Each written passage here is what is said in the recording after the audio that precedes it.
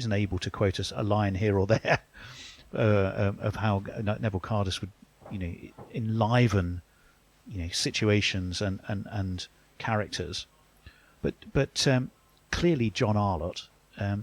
Tell us a little bit then about because clearly I think you were able to spend a lot of time with John Arlott, but also Neville Cardus had kind of imbued himself into John Arlott, hadn't he? To the fact that I think he coloured a lot of the way that John Arlott thought about and watched cricket. And it was interesting, they both had two swords to their bow. With John Arlott it was wine and cricket. With Neville Cardus it was music and cricket. But to me there's something quite interesting in that similarity, that they were equally authorities and paid to write about different but slightly complementary subjects. Well, I think one of the nicest things I found was a letter that John Arlott wrote to one of Neville Cardus's friends towards the end of the 1960s, when he was trying to get Cardus's books reissued because some of them had gone out of print. And he was writing about how in the 1920s and 30s he had sent Cardus every book that he wrote to kind of get signed. And so he would write and the book would come back signed. And at some point during the war, I don't know what the circumstances were, but these books had been lost, or they'd been stolen, or something had happened to them. And it was a grievous blow for him, because they were part of his growing up. And I think that he never lost that wonder with Cardus. And he was very tolerant of it, because I think... Go for it. Hello, we're back. I'm joined by, on my right, Tony Bish. Hello. And on my left, it's Knackle.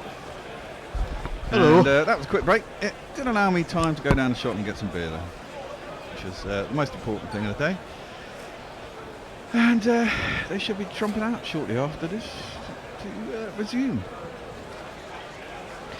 Yeah, taking advantage of really South Africa didn't really seem to have any sort of plan for the first hour or so. Simply got a little bit lucky. There was he was given out, caught behind by a strangle down the leg side from Buren Hendricks, but he reviewed and it turns out it just hit pad and then was caught off the no ball. That was on 8 and 12 respectively, but since then he's been pretty solid, and Zach Crawley's been lovely and fluent for his 57 not out, and South Africa for the most part have bowled a little bit too full on both sides of the wicket. Absolutely, apart from right at the end when Nortje actually did start sticking it up his nose and made them look a little bit uncomfortable at times, but mostly they were fine. What are you doing, Tony? Cricinfo seems to be hard to pop up onto my phone. Cricinfo have been having technical issues for a little while. Tells me I can't get to it because of too many redirects. Yes, the Cricinfo have been having technical issues. The problem was with them, not with you. DDoS attack. Good. DDoS attack. Well, I hope not. Do you want to go on and find out how many people ended up entering the GPL? GPL, I can do that for you. Not That'll that one, be that this one. Yeah, Left tab, that tab. No, not that one. The next one. England resume at 100 for no loss. Zach Refresh. Crawley 57 not out. Dom Sibley 39 not out. I've got the GPL in front of me. Oh, okay. The GPL 7. And we're about to resume. and the roll forward 71 quid. Indeed. After lunch. Oh, flashed that first ball after lunch.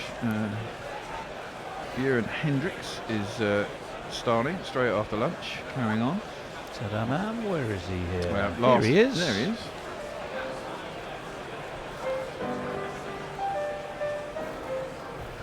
The Saffers are reeling and can't get a break.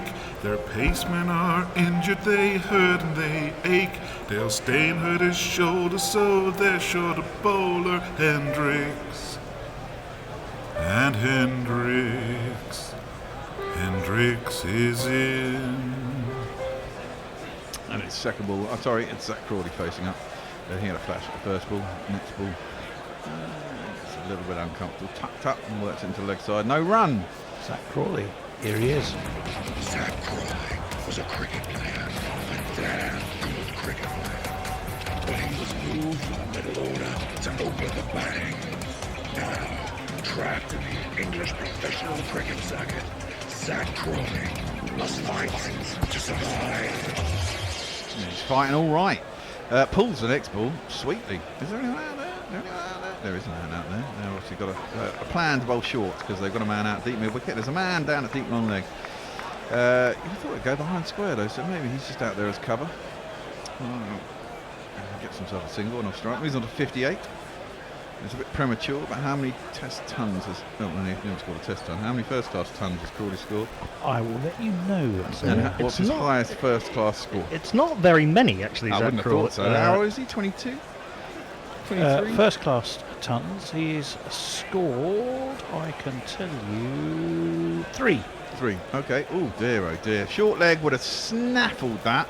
Sibley just pats that one that's on his pads out to what would be short leg, but short leg isn't there, and it just dribbles out to square leg. I think that might have come off just pad. Really? I thought it came off the face of the bat. Oh no, maybe you're right actually. With the highest score, 168. Maybe a little bit of inside edge onto pad. But it just the way it just looped gently, I assumed that it came off just iPad. I thought he just got it all timing wrong and it just plopped up off the face. But you seem to be right, Knackle. My eyesight is not so good. Sibley's 39. He's faced 84 balls. England 101 for none. And gets a cross and jabs that out through cover. Off the back foot, forcing shot. And gets himself a single. Moves on to 40. Sibley off 85 balls. Crawley's 58 off 102. England are 102 for none. 30 overs. This is the 31st over. So they got 30 overs in 2 hours and 20 minutes. Supposedly another 35 overs left. 4 o'clock. They can go on till 4 o'clock with possibly an extra half hour. So it's feasible they could get 35 overs in there. Possibly. If the light doesn't go. We all know the light. Of course, they don't have Keshav Maharaj or any specialist spinner. No, they don't. So we can expect over rates to be slightly slower this series. Hendricks is in. There's a half appeal, then there's a half run. It came off the pad and it's around the wicket, so probably too high, probably going down. Just drops into the leg side. There's no run. Interestingly, Philander hasn't. Again, hasn't really bowled that many overs today. Well, he's bowled. He bowled 1 4-over spell and 1 3-over spell. Greg Smith says people who say prayer is a waste of time obviously haven't tried South African Test cricket. Chris Paul, Witherbush Hospital, says not listening as working from a library, so just tweeting. So do England play Crawley down the order and bring back Burns when they can, or bin Denley, or does Denley and his shonky leg spin prevail? On balance, I think Denley brings more. I'm not sure about that. That guy looked like Meghan Markle's dad.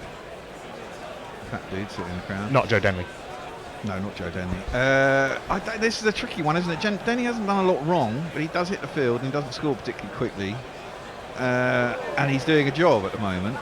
But you kind of think you're going to hand on to the next generation at some point.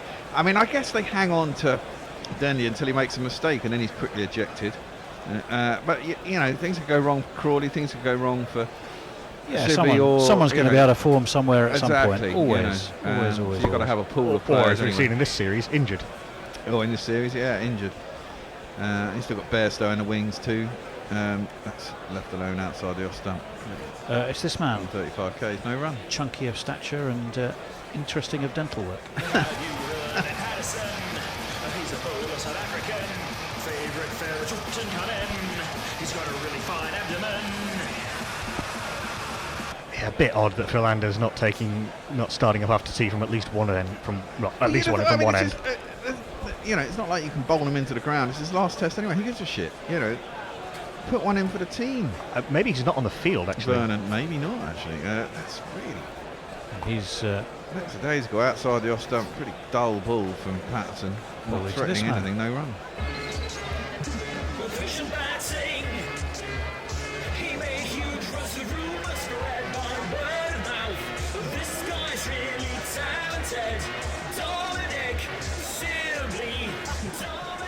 We did see Keegan Peterson as a sub fielder not long before the tea break.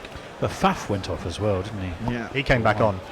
Have they got the runs running through their side too? Left alone outside the off stump. Once again, it's a non-troubling ball to Sibley. He just lets it through the front of the cock. No run. Has there been illness in the South Africa? Not certainly to the same level of England. Not the same level as England. Oh well. There was a right drama. Yeah, it was. Before play, trying to work out who was going to be bowling for England. Yeah, well, Jofra seemed to be very upset. And I didn't realise that he had tennis elbow. I didn't realise that was his problem. Nice. Wow, that's a good shot from Sibley. It seems to be an afterthought. He decided to bring the bat through and punch it back into the square. But he timed it sweetly, and it was all on the ground, and it's gone to the boundary for the first one of these after lunch.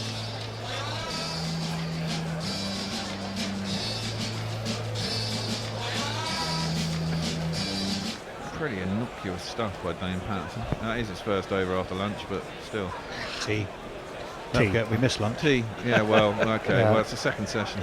Yes. Discombobulated. At that pace, you can't be short and wide outside. No, I mean, exactly. even when you're bowling fast, you can't be short and wide outside off stump. But that, yeah, exactly. That's what I mean. It's innocuous stuff, really. That's a better ball, straight on, a decent line, just outside off stump. A little bit of swing, but Sibley's equal to it and just covers up and defends it back to the bowler. There's no run. South Africa have had maybe one period in this game so far. They've had sort of 3 overs in a row of that. Yeah, well, exactly. They've just not been able to get enough good balls in the right areas. No, they're not, often enough. not at the races, really. We could be ending Graham Smith's career for a change instead of ending an England captain's His career's only just started as well, he was only going to do it for 3 months, director wasn't of he, cricket. anyway? I don't think he wants to do it permanently anyway. Patterson is in, and another innocuous ball outside the off stump is left alone. It kind of gives a stare, but stare all you like when you're bowling like that shit, mate. No run, end of the over. Mutton Lamb says, enjoy the beer. We're back up on, of course, on YouTube and on facebook.com/Gorilla Cricket and facebook.com/Cricket Tracker. On YouTube, Brian Ashazo says, South Africa appear to be following the 3-point plan to Faf's sacking. 1, lose toss. 2, bowl with no teeth and fail to take early wickets. 3, lose by innings with embarrassing batting collapses still to come. I don't think you could accuse Patterson of bowling with no teeth. Well, quite, yes.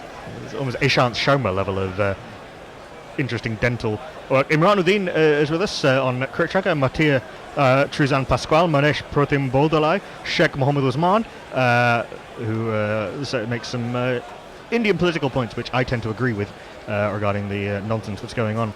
There, Mohammed Yasir Iqbal, Ajaz Khan, Ahmed Tubin, and Hemant Sajan are also with us on Cricket Tracker. Red Stripe says cheers to you. Around a wicket. Oh, Hendricks. And, clatters near the cobblers of Zach Crawley. Stands tall, and there is no run. It's not a bad line, but I don't know.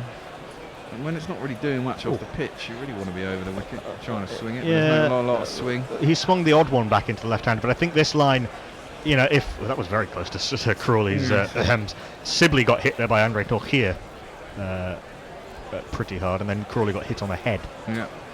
I think Hendricks has looked quite good. Well, he's looked all right. Certainly better than Patterson. Driven nicely. Philander is on a pitch. He's out of mid-on, and he sort of dives to his right. Pats that off to Elgar, who comes around from mid-wicket. Fell over to his right, but effectively collapsed. They got a single. Collapsed on top of the ball. Maybe he was off the field for a little while before tea and so can't bowl. Possibly. But then maybe you go with Norkia and Hendricks. Well, Norkia bowled just before tea, didn't he? So did Hendricks. Yeah, true, he did. Maybe Hendricks is a stronger-bodied man, certainly stockier. He's not bowling at 90 miles an hour. No. The Norkias look the best of the bowlers, to be fair. Hendricks short and wide of off stump from around the wicket, and Sibley just watches it through to Quinton de Kock, and there's no run. He was good in his second spell, but his first spell was awful. Yeah. Under Norkia, he was all over the place. Yeah, he was all over the place. True. Good pace though. He always gets good pace. Yeah, indeed. Uttam Dayal is also with us on Facebook Live, Cricket Tracker, as is Shabduin Ali. Dr. Matt Burley says, is Philander using up the holiday he's got left, or just can't be asked to go back to the office after lunch? Because what are they going to do, sack him? Yeah, well, good point. Oh, that should be out, isn't it? That's out. I think that's gone, yeah. Strangled down the leg side, Sibley. I don't know what he's trying to pull his hands away or play the shot. I think he changed his mind at the last minute, tried to pull his hands away. Realised he wasn't on top of the ball, and I think it's grazed his gloves, and it's just easily carried through to Quinton de Kock. England's first wicket falls for 107. Just check that for no ball, but they probably won't. Good catch. It was a good catch. Didn't get himself in a particularly great position, did Sibley. Yeah, I mean that's how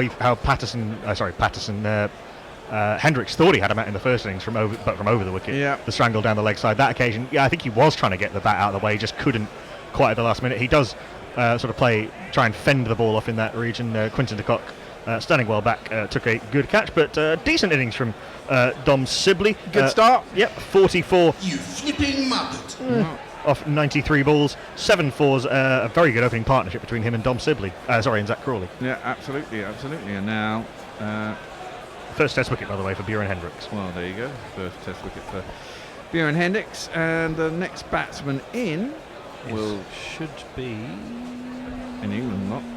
It'll be be of course this man who has a long jingle, so we'll get him going early. Joe Tenley, he's almost as old as this theme song. But Chef is gone and we need someone to bat at the top of the order. Joe Tenley, he's also a part-time bowler. He can do leg spin, but he's no Ravi Ashwin. He'll need help from the heavy roller. Joe Tenley, Joe Tenley. Joe Denley's not exactly set the tour on fire. He's got 2 50s in his tour, or just one? Joseph Liam, he's done all right, Denley. Yeah. He has 150. He's got 50, 31, 38, 31, 25, and I think a lot of those were sort of 80 ball plus or even 100 ball. Yeah, he's sort of been a good shock absorber. Exactly. Well, that's what he's employed to do, I suppose. Basically expendable. Yeah. An expendable Joe Denley at number 3 and 107 for 1. Hendricks will come around the wicket to him, and he lets his first ball through to the keeper, and there's no run. So yeah, I think long term, a lot of people expect Sibley and Burns to end up opening together and Crawley at 3. Yeah. Just looking at that catch again, I think Ducott made that look far easier than it had any right to.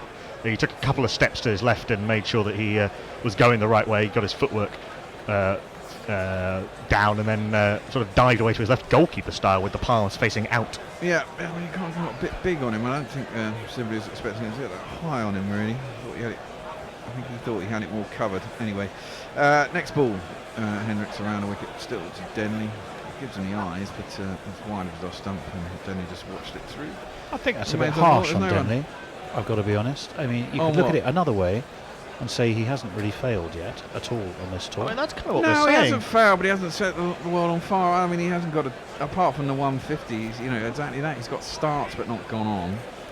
I'm not being harsh on him. I think he's doing a good job, but you know, I think he's always been a sort of filler, hasn't he? Yeah, but if you keep posting halfway decent scores, I mean, you can't steadying the ship at number 3 in the new look England, that, you know, do you want a dashing number 3 that'll occasionally get a 70 or 80 in a hurry, but then probably fail 2 times out of 3 doing it? It's somewhere No, in the you middle. don't. It's somewhere in the middle. I mean, you don't want Well, a guy he is who somewhere in takes- the Well, middle. he's not really. He's a bit slower than we thought. That's a good shot, though, as he carves that out to... there is a man on the boundary out there. And it'll be just a single. Denley will get himself off the mark. Oh, no, sorry, that was Crawley. Denley probably leaves about, not necessarily through trying to be aggressive, but probably just through not missing the field, probably leaves about 15 to 20 runs out there most innings. Look, I mean, he eats up deliveries. He's batted 100 balls, I think, more than any other England batsman since he came into the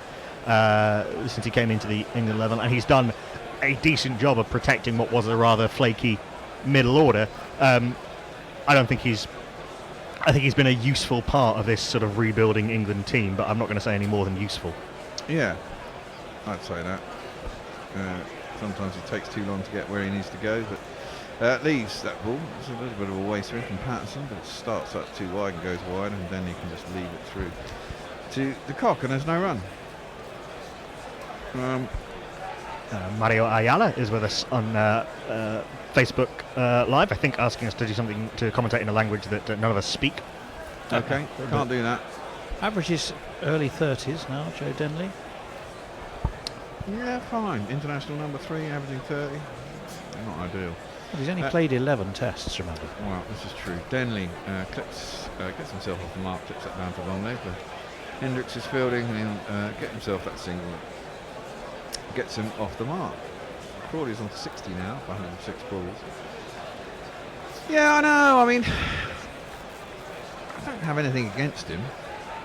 I just think the first chance they get to jettison him, they probably will. I mean, particularly if Crawley is scoring runs. Yeah. And then obviously you've got Rory Burns to come into the top order. Although Denley, well, I mean, I might well take Denley is a pretty decent player of spin and quite aggressive against it. I might want to take him to Sri Lanka. Well, and of course he has the extra string to his bow of being a leggy. And Burns will be leggies, injured. which could very well Burns be still useful. will be injured. That's true. Hendrick is in, clipped nicely by Crawley. Out to deep mid wicket, where it's fielded by Pretorius. I almost don't want to mention this, but there's been a lot of talk that Keaton Jennings is going to get taken as a spin bowling opening a playing against spin opening batsman specialist, kind of specialist short leg. Well, we haven't got Bayliss in charge anymore. I hope that doesn't happen really. I mean, if he goes in and scores some runs and then gets told, right, you've done your job, see you till next time we talk. Yeah, but the problem with subcontinent. that is that, you know, short-term fix while Burns is injured. possibly, but why not let the guy? I mean, to be fair, Denley defends that up to mid on. There's no run. Against the turning ball, Crawley didn't look particularly happy, as we said, when he was opening, and he will get that in Sri Lanka. And to be fair, actually, Sibley's looked a little bit awkward against the turning ball at times. True. But I mean, they're the men in possession. You can't just then say, right, horses for course. Oh, well, you can. You do it with bowlers. Yeah. I'm not saying I particularly agree with it, but I don't think it's the stupidest idea I've ever heard. It's not the stupidest idea, except for, it's Keaton Jennings. And, Who has scored hundreds on both tours of the subcontinent. Yeah. Driven by Denley up to mid-on by Fernando Fields. I'd be. There's no run. I'm not an England fan, but I'd be reasonably. I could understand the logic either way. Yeah. Spit the Dog on Twitter says, "Hello, good morning and bollocks. Great start. Good morning. Just awakened. Sad Python loss. Yes, Terry Jones of the Monty Python crew died Very sad. yesterday, and he's been very ill. I think recently he's had dementia. Yes. He has. And Michael Palin has spoken very movingly about his dementia. The throw from mid on that we just saw came up out of the footmarks and clonked Dane Patterson on the upper arse. The upper they were arse. laughing. As opposed to the lower arse. He's a very naughty boy. That was right. Arthur Two Sheds Jackson. The naked organist. Yeah. He was a magnificent writer. Michael Palin, it was very, very moving. He was just so upset. Ooh. Oh, did that come off his shoulder? I think he's dropped his hands. And it's hit Crawley, I think, on the shoulders. He's dropped his hands. And flown out on the leg side, and there's no run. What time did they resume? Well, which clock is right? That clock? We are looking at a couple of different clocks with different times, aren't we? Yeah. They were It's supposed 4:21. They're all wrong, basically. They're were going by the digital clock. They were supposed to restart at 4. Yes. So 2 for us. Yeah, 2, so okay. we restarted at 2. Yeah. Okay. 2 o'clock our time, 4 o'clock South African time. But there's one clock that's showing it's about 10 past 4, and the other one showing it's 25 past. And the digital says 21 minutes past. That's a good shot. Crawley gets right on top of that. Hendricks trying it short again. This time he rides the bounce, rolls his wrists, get it down into the ground, hard out to the mid-wicket boundary. It's 4 runs. England move on to 114 for 1.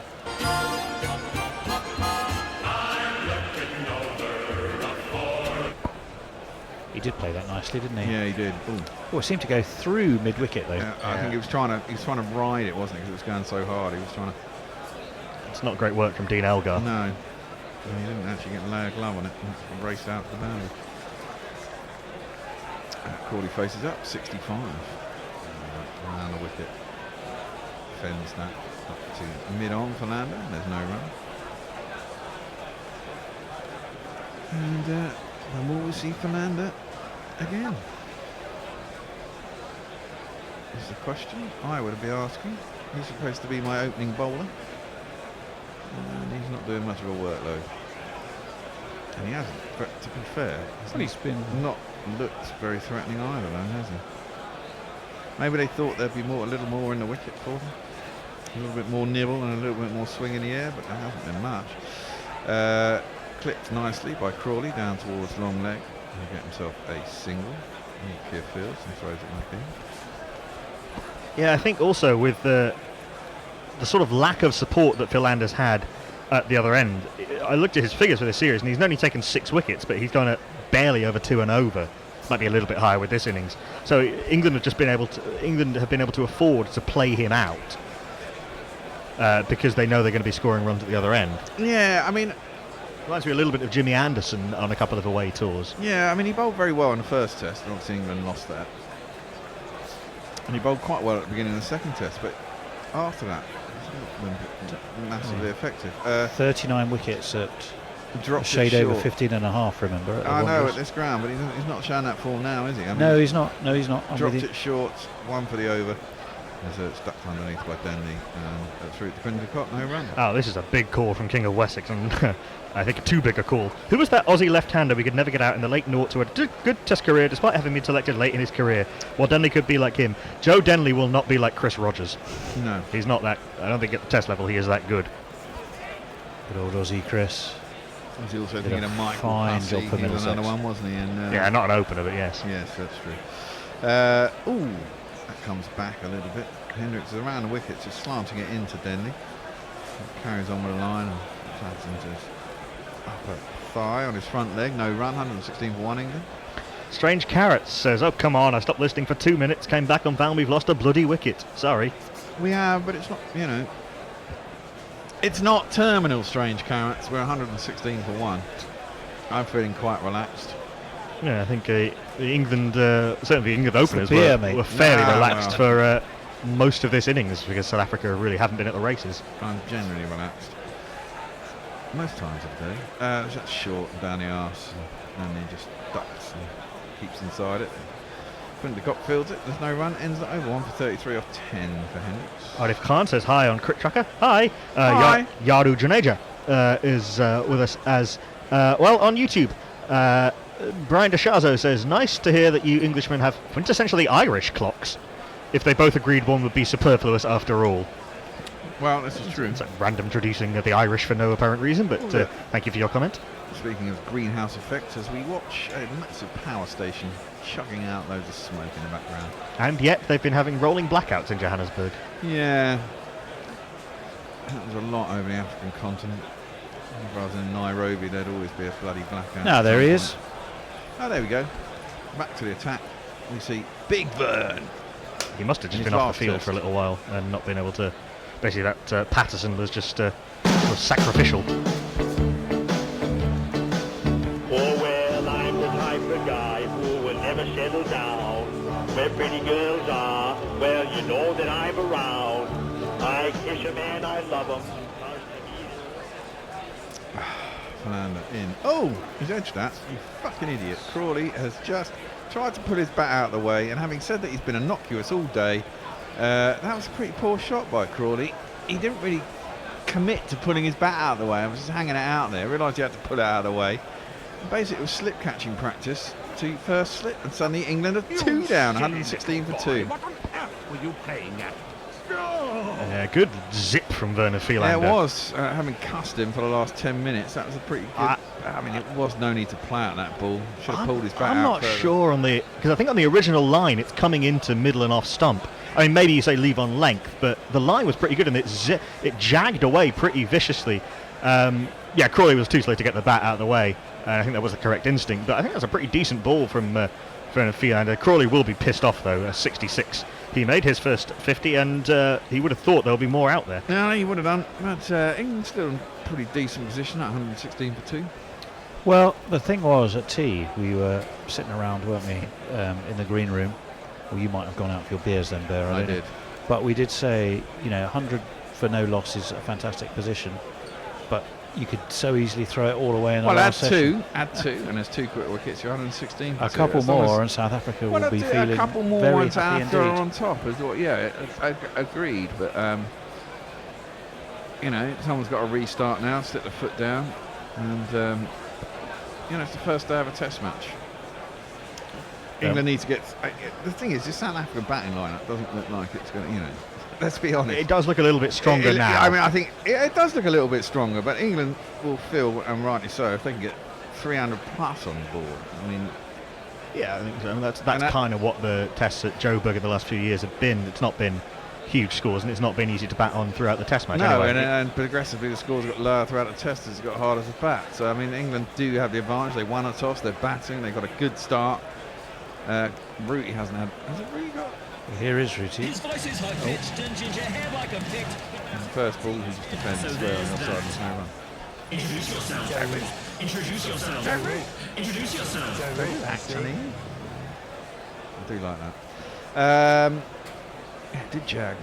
I mean, look at the back position of Zach Crawley there. But look at the it's- original line, though. Yeah, but I mean, this is the thing. If he's playing his back close to his body, his bat's not out hanging out there. You know, I mean, you've played a line of the ball. If he's playing compactly, He's definitely he's followed it with his hands. yeah, exactly. You know, that is a poor shot. And it's lazy to put his bat out of the way so late as well. Anyway, he got 66 and he batted reasonably well. But, you know, I think it's a bit soft way to get out, really. Root guides that out to point next ball and there's no run. Yeah, I mean, certainly in the sense that if you're getting out not trying to score runs off a ball that's not going to hit the stumps. That is, you know, out there and chest high and you're not in line. It's not ideal. Yeah, well bowled, poorly played. Yeah. Joe Root has 150 in this series. He got 61 in the second innings at Cape That's Town. right, it's quite a decent innings as well. I mean, quite an important one at the time as well, I seem to remember. Philander in and defended by Root out to the offside. There's no run. His score, again, another one, lots of scores. 29, 48, 35, 61, 27 for Root in this series. Yeah, I mean, it hasn't been a particularly high-scoring series for batsmen, full stop, has it? How many centuries? England, the only team that have got centuries. They've got 3. Sibley, Stokes and Pope are the only people who've scored centuries in this whole series. Correct. No South Africans got a century. That is correct, yes. Quinton Cott was closest on 95, clipped nicely by Root, down fine leg. And down there, Buren van Hendrik, sorry, and it'll be a single. Shehzad Khan, Laka Buliar and Nguyen are with us on Facebook Live. Brian DeShazo says, as Shane Warne and I'm sure countless others would say, add 20 for 2 to get a true sense of who's ahead. I mean, yeah. Well, we just added the 2. I mean, if you say that, if you're 200 for 1, you know, I think you're definitely ahead, even though 220 for 3 doesn't sound so great. Yes, exactly. Philander in and defended by Denley back down the track, and there's no run. It's one of those boring little boycott maxims. We should have a change, yes. And just Yeah, we should have a change. End of the next over, I think probably. the next over will be fine. Oh, no. We have Someone's appearing. Hendo's in. Yeah. Hendo's in. He's Do you want to change now? Or? Yes, we should you're probably going to come change in now. here. Play a tune. You're going to read some tweets. I can read some tweets. Yes, Greg Smith says Big Vern has been taking fits from the UK village cricket community in response to that throw that pinged Dane Patterson on the arse. Seagrave Saab says, think of Joe Denley like this. I have a fleet of Saabs of various ilks and exoticness and states of repair. Herself indoors as an alpha. Joe Denley is my daily driver. It's a diesel, done 9 to 5, done 320k, comfortable. And on that automotive analogy, I hand over to Tony Bishop. Or maybe not. Jeff Perkins says, haven't the blackouts in Joburg been linked to whenever Guerrilla Cricket South Africa play a Mog jingle? And on that musical note, I hand over to Tony Bishop. Yeah, well, you can now. As Pretorius is in. Oh, sorry, beg your pardon? I didn't hear that. Hendricks, yes, it was. I was off put by the smell and taste of beer. And in fact, the actual presence of beer on the top of the microphone. Yeah, it's not good going straight Combined off the with bear, presumably berry spit. Yeah, berry spittle. it's one of the worst things you can come across. But 118 for 2. Crucially, that 2 having gone to tea at 100 without loss. England now 118 for 2, so they've lost 2 for 18 post tea.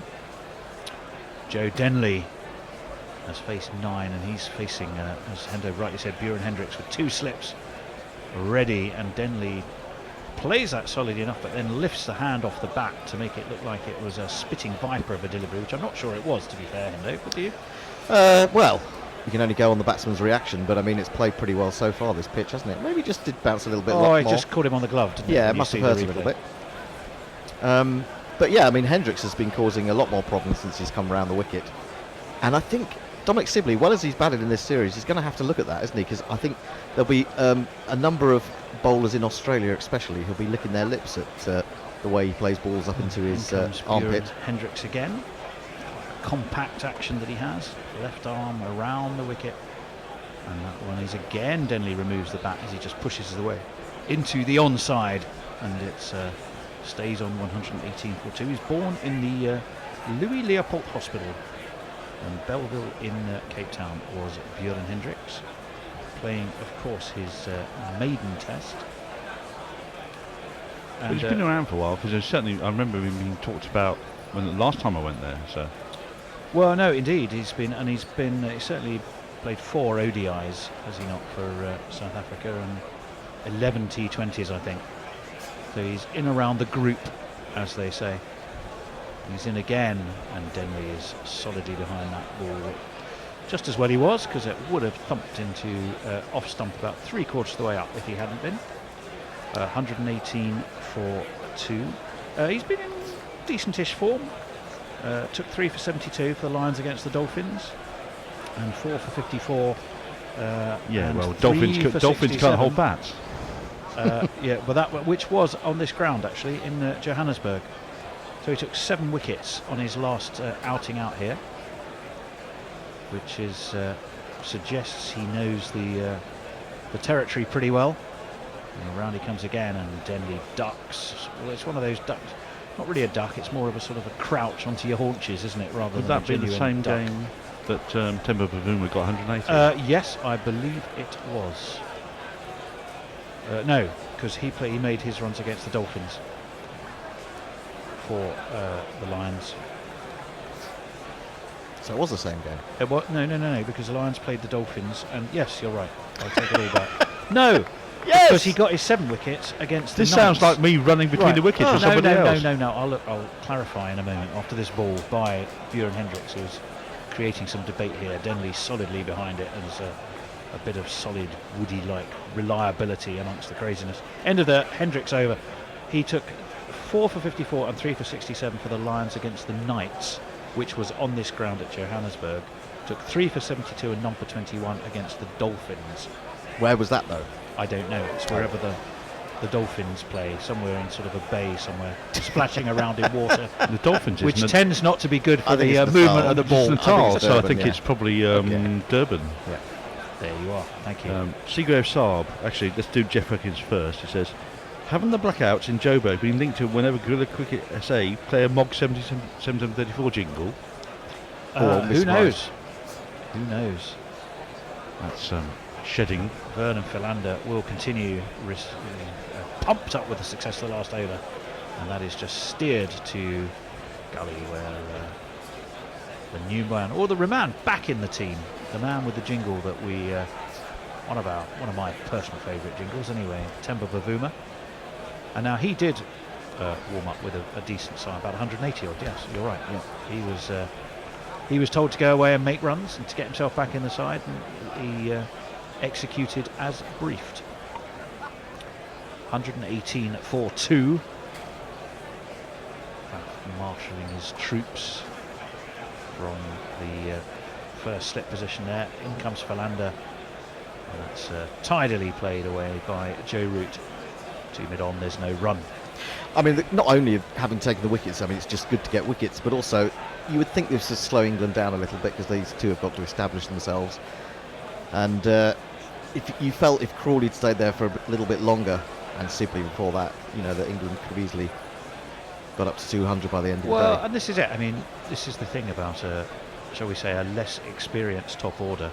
It is full of promise. They are playing the right way, but they haven't yet converted, with the exception of Sibley. Obviously now he has, as that one is steered away through to cover. Peter Milan does the fielding. There will be a single, so Root will move on to 3. Denley is, as has been his wont pretty much this series, hasn't it, Hendo? He's not got off. He's not gone off flying in any of his innings, has he? No, he's regularly on 3 or 4 after sort of 25, 30 balls. But England have got to consolidate a little bit. Lost 2 quick wickets. So No, absolutely right. And this Bear and I were having a friendly debate. The Bear seems to be not at all a fan of Denley, and I think as Philander's in, and Denley is very solidly behind that, no run. And I think whilst he hasn't posted yet the big score, he's done more than enough to show that I believe he is capable of it. Well, I'm not 100% sure whether he is capable of it. I mean, he's got some shots when he does get going, but he does have this ability to hit the fielders, which prevents him scoring a little bit more quickly, and also that technical flaw which allows a gap between bat and pad, which has been responsible for his downfall 2 or 3 times in this series. No, that's a very fair point. He's raising his bat now, and this is on the drive, and it's through cover. 2 fielders run after it. Milan will be the winner of that as he flicks it back. Who's that keeping him company? It's Dean Elgar, isn't it? Dean Elgar. So you had a Milan and Elgar battle, which I think only Milan was ever going to win. And perhaps Elgar knew that. So he trotted along behind, waiting for the flick back, which he duly got. That was a good shot from Denley. Yeah, it was. He can be very fluent through the offside, can't he? He really can. It's a lovely back foot shot on the up. Yeah, it was. No, he played that very well. Not for the first time today. Peter Milan has ended up in sort of an intimate embrace with the boundary sponge. Once cost him 4, that one he saved 4. As Philander is in again to Joe Root. Joe Root rather bristily flicks this away to backward point. Temba Bavuma just jogs across and takes that on the second bounce. And there's no run, end of the over. Some tweets. Sigo Saab continuing that quote about cars, as it says, it starts every time and never really feels like it's let me down. I know it's old and will be finished soon, but still looks in good nick, is reliable, and it's handy to have around. I'd rather have it than not. Yeah, I mean, I think Denley's a very useful stopgap to have. I mean, you may look a bit further down the line, and if Crawley and Sibley come on or continue to play well and Burns gets his place back, he might get the door a bit earlier than he anticipated. He might be the one who has to give up, but I mean, he's still got the chance to post some good totals Which before means then. in some ways the pressure is greater upon him because there's no leniency for any mistakes he might make. Well, no, I'm not sure that's true. I think there is. It just depends on how the other players around him do, I think. If they make those positions their own, I mean, Rory Burns would have to come back and fight for his place when he's fit again. Well, our friend Dane Patterson is going to be continuing bowling to Joe Denley, the subject of much discussion, and that's driven. And I think it's possibly put down. Yeah, I think it is. It was a way to cover. Peter Milan flung himself to his left, and I'm afraid, whilst it would have been a phenomenal catch, it didn't stick. Sometimes they do, sometimes they don't, and that one did not. I think he had that until he hit the ground. Yeah, he did. Oh no, he didn't. He lost it in flight. It was we just seen the most fabulous slow motion replay where Milan is absolutely horizontal. Every single part of his body's off the ground. He gets his hand to it, but it wriggles away from him. That one is going down the leg as Denley plays all around it, looking to flick it away and unable to. Hendo, I think you're looking for the drop catch jingle. I was, but I've also looking for the jingle for Patterson, who's come on to replace Buren Hendricks. Indeed. And I'm it's all happening. Struggling to find him. If you need any jingle coaching, I'm happy to put in a bit of extracurricular time. Okay. Okay. When the day's finished, we'll have to think about it. Have you heard that Patterson? He's a bowler, South African. He's in. He's got a really fine abdomen. He has a fine abdomen. Indeed, he does. As Denley, who also allegedly has quite a fine abdomen, is very tidy and just drops the bat on that. There's no run. 122 for 2. Possibly England would have taken that at the start of play. 100 for naught at tea. I'm not sure they would, but that's where they are. We see that again. He kind of dropped it on the way down, didn't he, Jason? He had something on it, and that one is inside edged, as streaky as you like, and he's going to get away, get 1. Possibly they'll come back for 2. And Denley, there actually, the wise sage of the jingling machine to my right, said the issue sometimes with Denley is he just leaves a big gap between bat and pad, and there it was, Hendo. Yeah, there it was. I mean, and he's been done by spinners and quicker bowlers in the time that I've been watching him in the Test arena. That's what worries me. That was a single that time, not 2, but literally within 2 or 3 minutes of Hendo pointing that out, It was a whopping great inside edge. Hendo the Oracle strikes again. Hendo the Oracle. That one was a little bit of lift and carry and slide away swing from the right-handed route, but through to Quentin de Kock, and no run. 123 for 2. 82 miles an hour, so he's not electric pace, is he, Patterson? But, no, I think he's one of those bit of guys lift there. Cut down his pace a little bit in the search for greater accuracy. Occasionally the effort ball. I should get through some tweets. Lydia chides Knuckle, says it's called a rotary, not a 50 Knuckle. Get it right. As Patterson is in. That one is cut through point by Joe Root. That is not going to go all the way though. Because Peter Milan, who seems to have been in the game an awful lot to me, on that offside. A drop catch, several chases to the boundary. That one was a little easier for him. It just came pretty much straight to him. And Root will bag himself another single. And he got 2 there. Yeah, he got 2. Yeah. And end of the 39th over. Derek Willis asks, I think Beery Spittle was a middle order batsman for Northampton in the 1950s. Who was? Beery Spittle. Beery Spittles. Well, he's been operating the central missionary position, Mike. Yeah. And Mike Mehawk Wood says, I missed most of the last 2 hours because I needed to concentrate and switched back on when I went to the shop. 2 wickets later, I do have some dog food, but appear to have lost 2 wickets along the way. England's loss, Bob's gain. I presume Bob is the dog. Bob, I'm assuming Bob must be the dog. And lastly, Vector Victoria says, after years of working at the Beeb, I finally bumped into and had lunch in the canteen with the former... is crashed away through the covers for a terrific 4. It was just dropped short, did Philander, and Denley just waited, played it under his eye line. A classic cut shot, Hendo. If you wanted to show that. It's the flourish at the end that looks so well, good. Stuart Broad, it was. I'll go back to the wise words of the sage that is Stuart Broad. He said, this is a ground where you don't want to offer any width. And by and large, when South Africa are offered width, they've got caned for it. Philander it in, as if he'd learnt that lesson. That one is right and full onto the middle and off stump, and rather inside edgily turned away by Denley down to Ward's long leg. So he will get a single. Joe Root will be back onto strike. England will move on to 130 for 2 to complete that. And he didn't play that particularly well at all, did he? No. And in fact, there was that gap again, I think. Yeah, Hendo has pointed out to us. He gets a bit front on when he plays like that as well.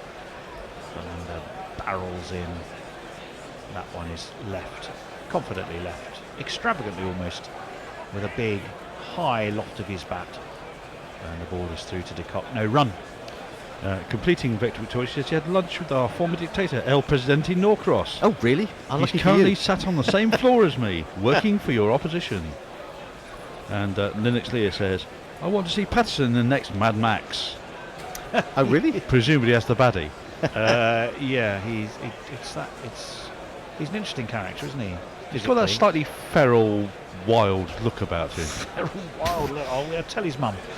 As forward comes Root, and away to cover, no run. Eldar, I think that was, who had a tentative, or a speculative rather, sort of shy up the stumps, and I don't think anyone was out of their ground. Yeah, I mean, you look at that record, Denley, 50-31, 38-31, 25, and now into double figures again. Yeah. He's just not gone on, has he? I mean, he's got solid scores there, really. His time will come, Hendo. His time will come. Well, it might, or it might have gone. I mean, it might have gone with that 94 at the Oval in the final game of the Ashes. His time will come as Philander is in, and that swung, and it was played beautifully away through point, but Milan is on that deep point boundary, so it will restrict Joe Root to a single. Denley, the aforementioned Denley, I suppose he really is your glass half full or glass half empty man at the moment, isn't he? What, Denley? Yeah. In what sense? Well, in the sense that you could either look at his the glass half full view, which is 50-31. Yeah. Hasn't always come in when England have built platforms. No, that's well true. played him. Mm-hmm. He's certainly occupied the crease. If you look at the number of balls he's faced for a lot of those innings. Or glass half empty was he hasn't gone on. Yeah. No, I see hasn't made a ton yet. Let's just say he provokes debate. If he was a 22, 23-year-old, you'd be quite happy with him. You'd be going, his time will come. And that one is uppishly flicked away around the corner by Root on that occasion. And they will take a second. No, beg your pardon, by Denley. No, by Root. Yes, I thought I was right. No, it was by Denley. Was that the end of the over? It was the end of the over. That's what threw me out there. Yeah, I was just going to say that last ball from Philander is exactly what Philander does best. It was one of the balls that's very straight, wobbling as it goes down, and you're not quite sure which direction it's finally going to commit to. It just came in a little bit that time for Denley, but you're never quite sure whether it's going to go away or going to hold its line or just keep coming in. It's a beautiful bowler when he gets it right. Well, he is. And he gets it right a lot of the time. He gets it right a lot of the time. I mean, look at that. You're just seeing a replay of that and the way it came back into him. It did. It was actually it was quite nicely played as well in the end. And Patterson, the Jaws look-alike continues. The Jaws look-alike. He's gone from being mildly feral in Mad Max and now to being a shark, basically. No. You mean Jaws from James Bond? Do you mean is that the Oh, right, okay.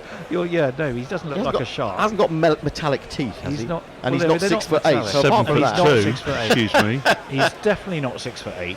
He's compact or comparatively compact actually. So 2 slips and a gully. He's in, right arm over and driven by Root, but driven straight to mid-off, and there is no run.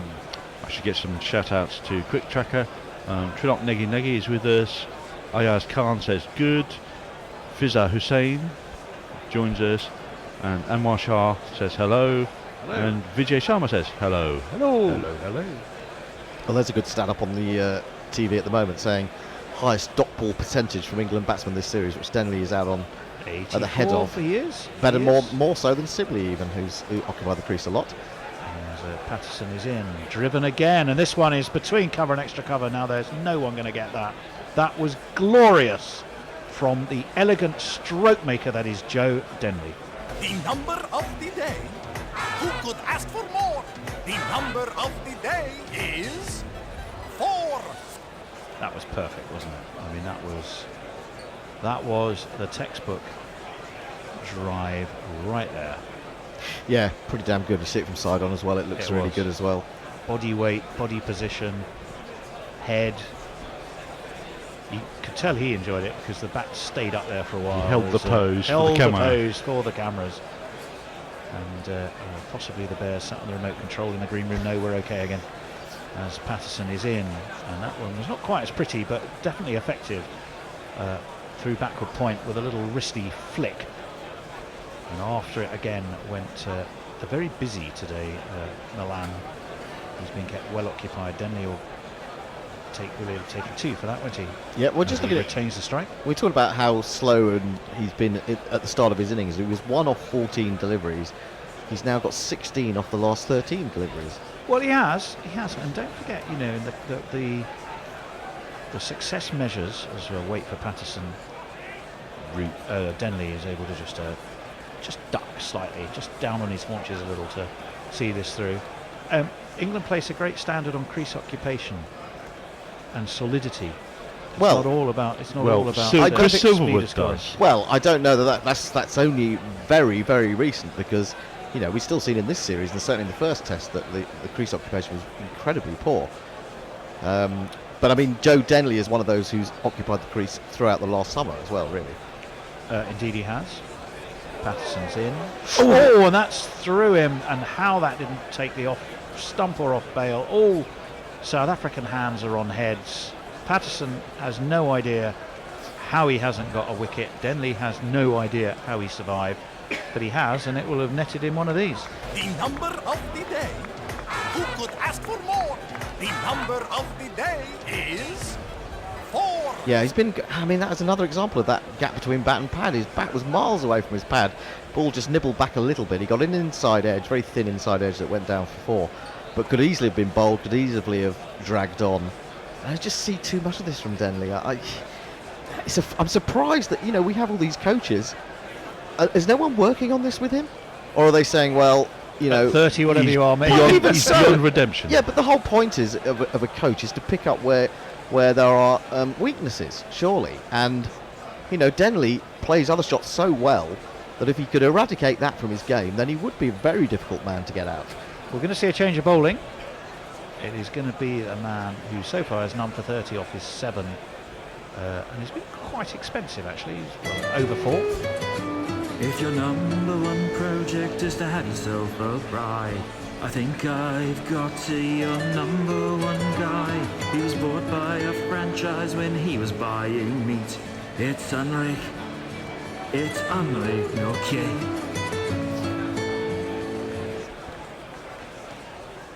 It is indeed. He's taking over the bowling duties at the Corlett Drive end here at the Imperial Wanderers, as it's called, for sponsorship purposes. He's got 2 slips, a gully, a mid-off, a mid-on, and a man who is just moving to shortish mid-wicket. There's a long leg as well in place, and that one is turned straight around the corner. And that long leg is brought straight into play. It's a single for Root. He moves on to 7. Joe Denley, for whom we have seen both the good and the bad in comparatively equal measure in the last couple of since tea in the last over. Yeah, we've seen sumptuous off drives and loose shots where how he didn't play on, I have no idea. Well, he's got 2 men out now. He's got the long leg and he's also got a deep square leg, and we know that Denley is a bit of a compulsive hooker. He is, and Nokia is in. Foolish, edged past second slip, and he's going to get 4 runs for it.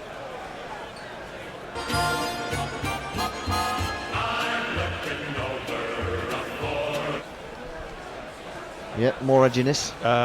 It was edged, but it wasn't catchable. It pitched well short. It bounced well short of that second slip. So he's actually arguably played that pretty well. I.e. he didn't get out. But I'm not sure what else you could say for that shot. Let's just say it wasn't where he meant it to go. Leah says, another point for glass half full. Without Denley, a lot of these embarrassing 2G totals would be even worse. Indeed, he's forward to this. Pushed away into the offside. As he tends to be the only England batsman to resist in trying conditions. Well, I'm with Lennox Leah. So I think Lennox Leah is the more full side of the glass in that interpretation of his talents, which is kind of where I'm sitting. Endo is the emptier end of the glass, I think. Not really. I think he's done a fantastic job since he's come in. The man who is really doesn't rate him is Fred, who thinks there are 15 better number 3s in the county game than Joe Tenley, which I think is pushing it a little bit. I'd go along with that. Nokia is in again, full, and Denley slightly uppishly pushes us to mid-on, where Vernon Philander is prowling beneath his floppy hat. I'm not sure if Philander does prowl, do you? I think he just sort of wanders aimlessly, grazes. As a cloud. I should give you a description from somebody. No, it'd be lonely, not aimless. He says, hello, so the era of philandering is about to be over. No more gentle fondling the tunnel of uncertainty. Gently fondling outside the off stump. Well, let's see. There's been a bit of gentle outside edge fondling from Joe Denley. Short and pulled and gone. I think did he lift that up over? Did he? No, that was a drop again, I think. I think it was a drop. And the man who we were talking, Patterson, actually is swept up on that deep mid-wicket boundary. But Faf has his hands on his hips in a classic double teapot. And I think it was Pretorius who was the man who was placed there for exactly that shot. Denley pulls, it was above his head, but frankly, well, he seemed to be sort of slightly crouched down. If he'd have stood tall, he ended up parrying it over the bar, if you can sort of see that goalkeeping analogy. I mean, it was probably travelling. It was travelling, but I mean, at this level, you expect those to be taken, I think. Let's have a look. Yes, it was. He's wearing a kind of a bandage on that right hand, and it was the right hand he thrust up. So he didn't really get both hands together, did he? He didn't. No. He didn't. So it's a let off for England. It is a dropped catch. I presume he has to take that bandage off when he comes on to bowl. Well, yeah. Perhaps he's protecting something. That won't have done it any good. Nokia's in. And Joe Denley's been dropped on 4 and 25 by Milan and Pretorius, respectively. So he is riding his luck. All of which, in the glass half full world of Joe Denley fans, suggests that perhaps this is the match. Oh, it could well be. But there you saw. I mean, they brought Nokia on. They put 2 men back. He bowled him a shorter one. Okay. He didn't get it as square as he wanted it, but he went after it straight away, didn't he? And Everything's- it could have brought about a wicket. Everything's right apart from the end result. Yeah. He did. 149 for 2. England not been plain sailing since tea by any manner of means. So 100 for none at tea. 2 wickets. Both openers have departed since then, and it hasn't been completely straightforward for Joe Denley or Joe Root. The Joes together once more. Patterson is in. He's flicked nicely off his leg to backward square. Andrik Norkia, who thought he may have gone down for a rest, but he's brought straight back into the game. Beijing Ducks. So there's a single. Say, just been log burner shopping. Looks like I missed England building a solid set of innings. Oops, did I speak too soon? Yes. Yes. Yes. I hope you were successful in getting your log burner, though. And Genro says the new and improved crowd noise loop is sufficiently robust as to drown out the Watford harpist. Pity. Yeah, well, Knackle suddenly leapt up and decided that the crowd noise needed to go up, and frankly, I didn't think it did. Sounded fine to me. Who's the Watford harpist? You? Well, I guess that must be me. I can't think who else it would be. And I think it is a bit too loud, the crowd noise. If there's anyone can make adjustments. Close the window a bit. Edged, taken. And Denley has gone this time. Patterson has his man. Du Plessis has a catch. And it isn't going to be Joe Denley's day. And I've got to be honest, you couldn't say we didn't see it coming. You silly little boy, what the hell are you playing at? No! You messed about, I caught you out, how's that? Yeah, there's something not quite right with the technique there outside off stump. He's fine when he's playing, or better when he's playing attacking shots. When he comes forward and defends, it's almost as if there's you're always taught to bring your back leg round as a second line of defence, but it seems like he does that and overdoes it, and he ends up sort of pushing with his bottom hand defensive shots, and that's when you're going to get more edges. Bats not coming down straight. And they're going to carry. And they're going to carry. It was Van der Dusen who took the catch, not Faf. So went to second slip, and Denley has to walk up that curious long tunnel they have. It is strange. Very the one gladiatorial, massive, isn't it? You Go a long way to walk up there, and you're surrounded by the crowd, sort of snarling at you through the net, through the netting. Yeah, that was a very strange little innings, wasn't it? Yep. Strange little innings, dropped twice. Ultimately disappointing. Of course, I've always been saying that he was about to nick off, and he's really not good enough to be number 3. So there we go. I feel like some of the beer has been drained. Channeling not Fred. Some of the beer has been drained from that cup that was half full, I have to say. Yeah, I think you're probably right. I'm not. Not 100. Could you just see if you can shut the window a little bit, because the crowd are quite dominant and boisterous, as indeed they should be, with South Africa roaring back into this Test match after tea. And we're going to see, of course. Well, this man. All is right with the world, isn't it? When this man comes to the crease, you honestly feel that. Well, it is the ICC Test Cricketer of the Year. A man whose biography has been, or hastily released autobiography, has been sitting in our green room. I got out Ben Stokes, and he called me a oh, if I'd only seen that Ben Stokes was so mean. And he called me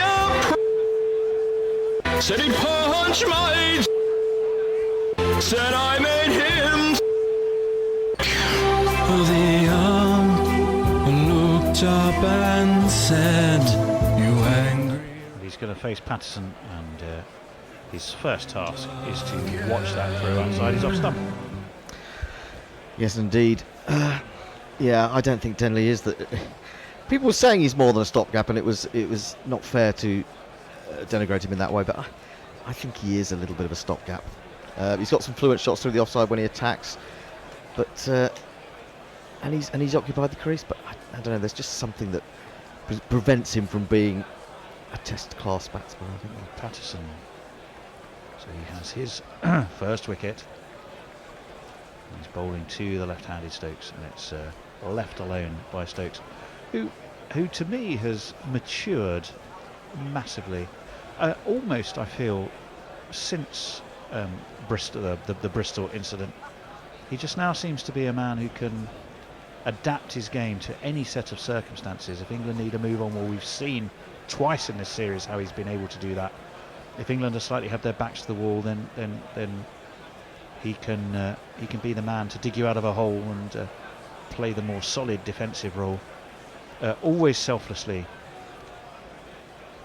As that one was just pushed away to backward square leg, and he will get himself off the mark unless that came off the pad. No, it didn't. Well, didn't think it did. It was just rather slow of the captioning. 151 for 3. Stokes is away and off the mark. I think he's been kept very grounded, not least because of all the things that happen outside of cricket when he realised that cricket is just a game after all. Indeed. Well, Annie. Annie. I knew I'd get that response. But also the family life that he's got with 2 young kids. I mean, that's an easy way to knock you down and keep you... Couldn't have had the worst start to this tour with his poor dad not being well. That one is fallen on leg stump, and that's meat and drink to Joe Root to flick away through square leg. Peter Malan is there behind Joel Wilson, and they'll take a single. Just some background on the England opening partnership. The partnership of 107 between Crawley and Sibley was England's first 100-plus opening stand since Alistair Cook and Keaton Jennings put on 103 in the second innings in Chennai in December 2016, 3 years, 1 month and 8 days ago. Also 71 innings ago. My goodness me. That's a while, isn't it? That is a while. Well, if England were to go on and win this, and I would have said at tea, a lot of people seem to be talking that up. 3 wickets might make that difference, as in comes Analik Nortje, and that is through at some pace to Quentin de Kock. Were England to go ahead and win a 3rd consecutive game in South Africa, it would be the first time they'd done it in South Africa since 1913-14. Well, I mean, there was a long period when they didn't go to South Africa. Well, any stats you give on South Africa, you're going to say that's like 25 years or so, I suppose. But nonetheless, that's you think back to just before the First World War was the last time England won 3 consecutive tests in South Africa. Analik Nortje is in full. Joe Root on the drive, but he drives straight to Dean Elgar, and there's no run. Big smile on his face, still looking happy.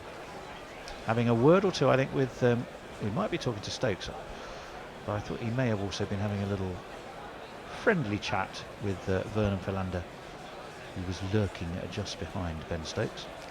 152 for 3. We're in the 44th over. Joe Root has 9. Ben Stokes has just got himself off the mark. He's on 1. Root is facing. Nortje is in short, and short enough that Root...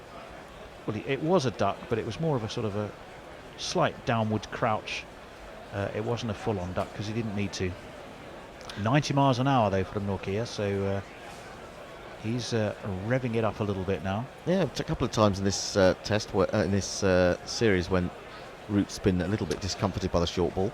Yeah, and here this is where pace was everything. England, I'm sure, disappointed that Jofra Archer had to pull out literally at the last minute with that bursitis or whatever it is that they've diagnosed is his problem, but it's certainly a recurring one and a troublesome one. In comes Nortje again, and on the off stump of Root, who guides this to backward point. There is no run. 152 for 3. We have just 2 balls left before the unbelievable duo of cricketing knowledge, talent, charm and general magnificence join us in the shape of Annie Chave, who's brought knackle with her. 152 for 3. Yeah, you can see that one coming a mile off, couldn't you? Nortje is in. He's revving things up. Oh, and Quentin de Kock falls away to his right and sort of got a couple of gloves, both gloves to the ball, but then sort of dropped it. 149 kilometres, so 92 miles an hour. So he is revving up. He's going up through the gears. I wonder if he can exceed that 92. He's gone from 90 to 92 in the last couple of balls. And we'll have a look at that. De Kock, rather strange, he seemed to be falling away, and then I think he thought that ball was going to go through his gloves, and He didn't want one of those beautiful eyes of his blacked. Oh, and that's Well, that's an interesting shot. Extraordinary shot as Root sort of crouched down, edged it, and it edged it way over slip. I think you'd call that an involuntary flinch, not an intentional shot, wouldn't you, Hendo? Yeah, absolutely. He's very lucky. I know we to get away with disagreed that. on one of those. Very the lucky last to go away test. with that. Anyway, it's time for a change. And But it was 4 runs, though. as people move around, we'll tell you how to help out the show. Please give generously. The best things in life are free. Just like Gorilla Commentary, we need money. That's what I want. .com/Gorilla Cricket. We need money. I don't like the BBC. I prefer Gorilla Commentary. I want money. $20 for the archive. That's what I want. Yeah, I was a little bit surprised that Dane Patterson stayed on. Philander only bowled 2 overs in his second spell, but Patterson did get the wicket and had the catch dropped. He's in right over the wicket to Ben Stokes, outside off stump, left alone by Stokes. Through to the keeper, there is no run.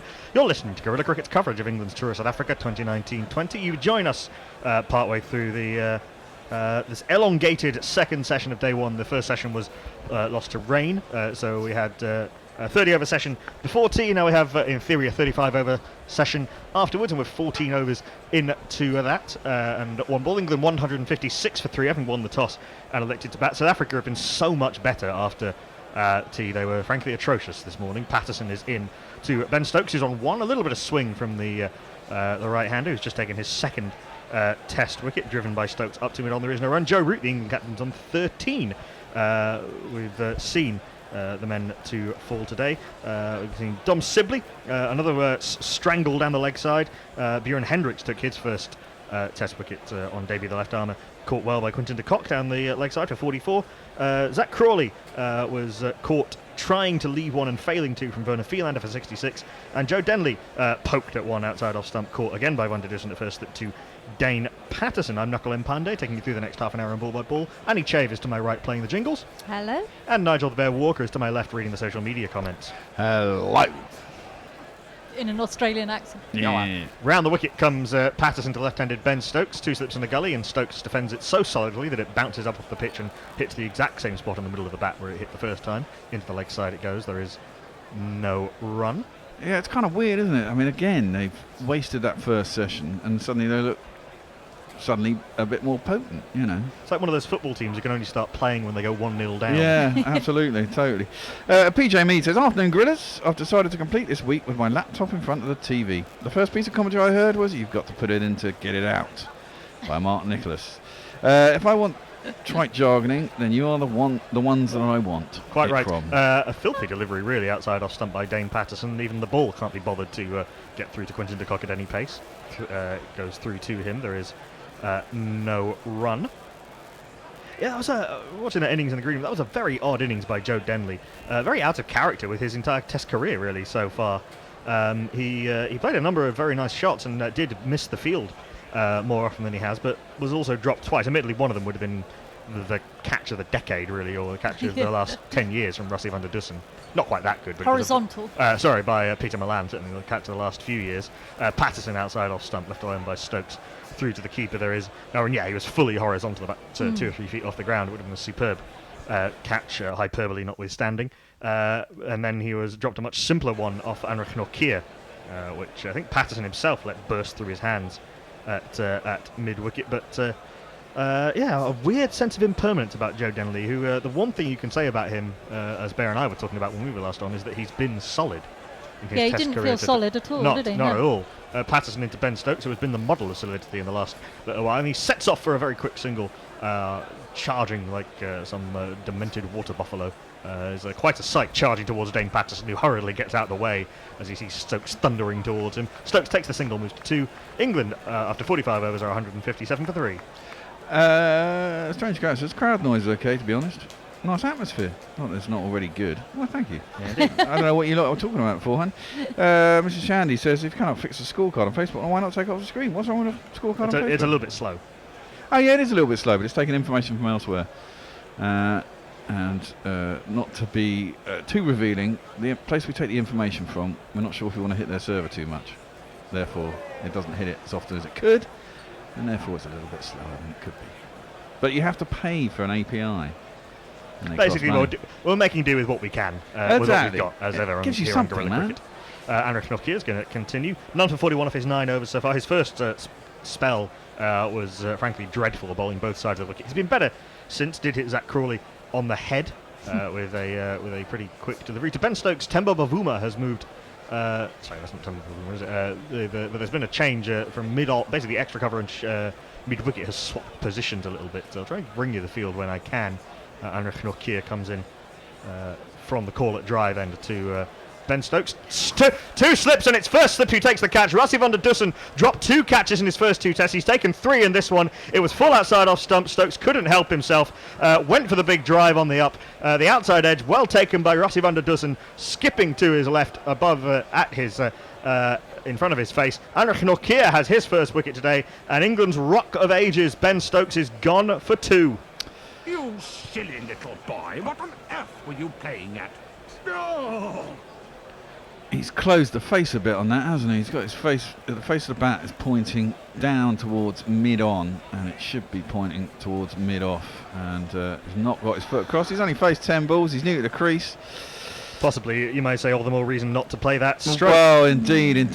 But he is Ben Stokes, and he did get a ton in the last test. You can't have a go too often, but this test is taking a turn for the worse. England were 107 for 1. They're now 157 for 4. Ooh. Work for Oliver Pope to do. Well. And the rest. Well, let's have his jingle. This could end up being a very, very interesting game indeed. It could be.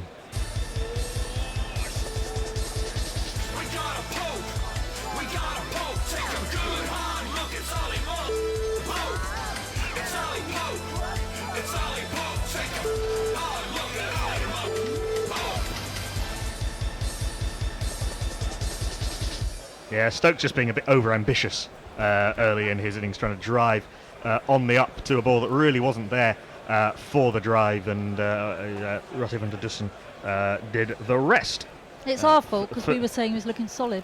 Oh, well, he always does until he gets out. I mean, in fact, Ben Stokes does occasionally get a bit ahead of himself, mostly in first innings of games, even in the first innings at Headingley, where he produced that innings for the ages. His shot to get out in the first innings collapse was awful. Yeah, well, he does like to counter-punch, doesn't he? I mean, yeah, that's part of who he is. It's part of his character, and you don't want to take that away from him. It's not solely his fault. There's been some poor shots elsewhere as well, isn't it? Right, Brian 01. No, sorry. Brian 01 says, is Archer broken for a long time? Did the selectors err in playing him in the last game? Didn't play last test. You didn't play in the last game. You played in the one for that. And hello from Beer Gorilla. Beer Gorilla, what a place. In Northampton, where he's trying to stream the TV and listen to us at the same time. Cheers. And he sent a picture of a beer? Cheers. Couple of beers. I'm not entirely sure what Ben Stokes is having a go at, but as he was walking up the stairs, he had a big shout at somebody. I'm not quite sure what that was about, but all seems to be well enough. It was evidently if they have checked, it wasn't a no ball, and it was certainly out. So I'm not really sure what Stokes was having a go at. Maybe someone in the crowd had having a go at him. At least he didn't do an Eric Cantona. No, or an Inzamam. or an Inzamam. Yeah. Yes, Oliver John Douglas Pope, fresh off his first Test 100, is to the middle, joining his captain Joe Root, and South Africa have fought their way back into this Test match. They certainly have. Not entirely out of nowhere. They have bowled quite a bit better, and there's and I think that's been part of it. But England have played a few rash strokes for sure. It's suddenly become very interesting, kind of out of nowhere. Yeah. It's kind of exciting, but it's kind of annoying at the same time. It's from a it's the way it goes. Sort of biased in favour of cricket point of view. It's just good to see South Africa turning up. That's true, but I don't want to lose the test, man. I want another victory in South Africa. Certainly, what you're looking for if you are English. Of course, South Africa have a series draw to rescue and trying to send Werner Philander off into the international sunset in a fittingly grand manner. Jeff Perkins says, you're getting your scorecard from Jeff Bezos' phone. What else have you done? In comes Andrew Nokia, full outside of stump, and Ollie Pope meets him with a lovely square drive. Zubair Hamza, who's on the field for somebody. Actually, there's two sub-fielders on. Zubair Hamza and Keegan Peterson are both on the field. Is Faf off again? I'm not sure. They're having a tactics mission conversation Not upstairs. sure who's off, but yeah, Zubair Hamza fielded that at cover point. There is no run, but a lovely, confident square drive from Ollie Pope to a ball that swung away a little bit. Yeah, you're right. Stokes does close the face when he drives down the ground, and on that occasion it was his undoing. And he drags his foot right at the last minute as well as he's hitting the ball. In comes Nokia wide of the crease, and Pope takes the bottom hand off the bat as this one comes onto him a little bit quicker than he was expecting, and he blocks it out to Dane Patterson at mid-wicket. There is no run. Maybe Vern's off the field, which would explain him bowling only 2 overs in that spell, because he was taken off the over after he got a wicket. Yeah, it could be Vern, and it could be Faf as well. Maybe he's got an injury. Maybe that's why he's retiring. He's getting injured too often. Yeah, he does get injured just in quite a time lot. to come to something. Yeah, of course. Get a fat paycheck. He does spend time out with injuries. He does. Yeah, he does quite a lot. Yeah. With hamstring issues. Yeah, exactly. Right. Brian 01 comes back. Northamptonshire Brews. I meant to ask, when did Archer last play a meaningful first-class game? Well, he played a test match 2 tests ago. Yeah. Full delivery from Andrew Nokia, dug out by Ollie Pope, almost a Yorker to Dane Patterson at mid-wicket. There is no run. Everybody calm down about Joffrey. He'll be fine. Yeah. Well, if it is tennis elbow, that's one of those niggly bloody injuries. It's going to plague him for his life, you know. I don't know if you can you get surgery on him? Sachin Tendulkar did. I think you can, yeah. Tendulkar had tennis elbow for a while, and it basically cut out a lot of his offside play. He went away and had surgery and came back and had a very good last part of his career. It's basically tendonitis, isn't it? Yeah, it is. It's kind of, sort of affecting the extension of the elbow. As Nokia is in 2 men back on the hook, and he tries to sucker Ollie Pope by bowling full outside off stump. Pope leaves through to the keeper. There is no run, but it is the sort of thing that you can get surgery for it, but just it needs rest, really. He does. He needs rest and recuperation and some actual time to let it heal. Just everyone's. Does he? I mean, they could take him to Sri Lanka, but does he need to go? I mean, well, it depends how fit he is. If he's fit, he'll go. Well, and yeah. Well, I mean, they rotated Broad and somebody in the last series. There's 2 tests. Broad and Anderson. And they only bowled about 10 overs. Will Anderson go, though? I wouldn't imagine Anderson will go, given that he's just broken a rib. Exactly. Last ball of the over from Andrew Nokia to the sun-creamed Ollie Pope. Nokia in full, and that's a lovely shot by Ollie Pope. A little bit full from Andrew Nokia, but on off stump, and Pope is off the mark with a glorious flick wide of the man at mid-on for 4. 1, 2, 3, 4. Ollie Pope is on 4. Joe Root is on 13. England 158 for 161. Sorry, for 4. This is the beauty of Test match cricket, though, isn't it? We have ups and downs. Yeah, absolutely. We have one session where it is completely dominated by England, and now it's being dominated by South Africa. Indeed. And I think it shows that there is enough in this pitch that you don't have to bowl. You have to bowl well, but not brilliantly. South Africa have bowled okay, and they've had some disciplined plans, and the catching's been decent, barring one absolute screamer that was put down. And they may well, live to regret that first session of the game. It could be tight from here on in, and you threw it away in the first session. And Vernon Philander getting a wicket off a no ball off Dom Sibley. And you never ever know till the other team bats either. No. Indeed, twice. Patterson in outside off stump, and Root meets him with a lovely square drive. There is a man back on the point boundary. They come through for the single, bringing Ollie Pope onto strike, facing up to Dane Patterson. I've loved this series, the mix of heroes as well. We've had, we haven't just had one. No, that's what's good, isn't it? I mean, it takes a team to win a series, and it really has this time. Yeah, it has totally. Everyone stood up at some point. There's been great performances from Stokes, from Pope, from Sibley. Archer got a fifer. Don't forget in the first test. Dominic Bess, Joe Root to a lesser extent with the ball in the second innings. I think Broad bowled superbly in the second innings. Full from Patterson, a little bit of wobble into the right-hander. He drives up to Buren Hendricks at mid-off, and there is no run. Anderson got a fifer. Anderson got a fifer in the second test. Yeah. Sam Curran's taken crucial wickets. Yep. Crawley's done his bit. Denley's kind of done his shock absorbery thing. The only one that really hasn't is Butler. Butler, really? Yeah. Funny that, isn't it? You even said it, Ellie. I'm surprised those words exited your lips, man. Jeez. In comes Dane Patterson, third ball of the over. Left on length by Ollie Pope. You can do that on this bouncy Joburg track. Passes well over the top of off stump through to Quinton de Kock. There is no run. And Bairstow in the first test when Pope was ill. Yeah, but he was only a... Yeah, he was a fill-in. Yeah, sub. Who? Right, Dave, UK, Norway says, is it too early to think about using the collapse word? The C word. Yeah. It's a wobble. It's certainly a It's wobble. a wobble. We've got 6 wickets left, man. 2 slips on the gully, backward point, cover, mid-off, mid-on, 2 men back on the hook, I think, as Patterson goes back of a length, and it's clipped off the thigh pad by Pope down to Anrich Norkier at long leg. They come through for a single. Yeah, I think that Philander is off the field, and I'm not sure who the other one is. Have you seen Faf then? I've seen Faf. Oh, I just right, saw Faf's Faf. in. Oh, okay.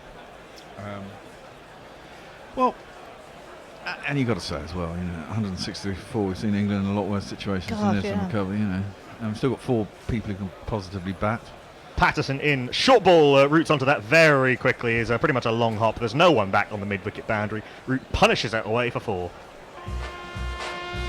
There's not one boy for me. I must have 2 or 3. I need 4. Just like to see Root get another innings here. It would be fantastic. A half century from these two, and I think we're close to parity on first innings at that point if these two could do that. They had a good partnership last. Yeah, they did. Average first innings score here is 355 in the last 5 years. So that's dragged down by. I'll come to that after this ball from Patterson, which is full outside off stump. A little bit of swing. Root drives up to deepish set mid off. There is no run. England 167 for 4. When South Africa and India played here, the test was where the pitch was really, really spicy. Neither team got above sort of 250 in the whole test, and that test almost got called off because the bounce was so uneven. So it's dragged down a little bit by that, but yeah, kind of sort of 370 probably is a good score on this wicket, I think. Jeff Perkins says, did SA have someone strategically placed in a stairwell for Stokes? Who knows? Who knows? Yeah, that was a bit odd, wasn't it? Dermot Oates says, Stokes, you dick. Messi Joe says, it's never too early for an England collapse. Oh, thanks, Messrs.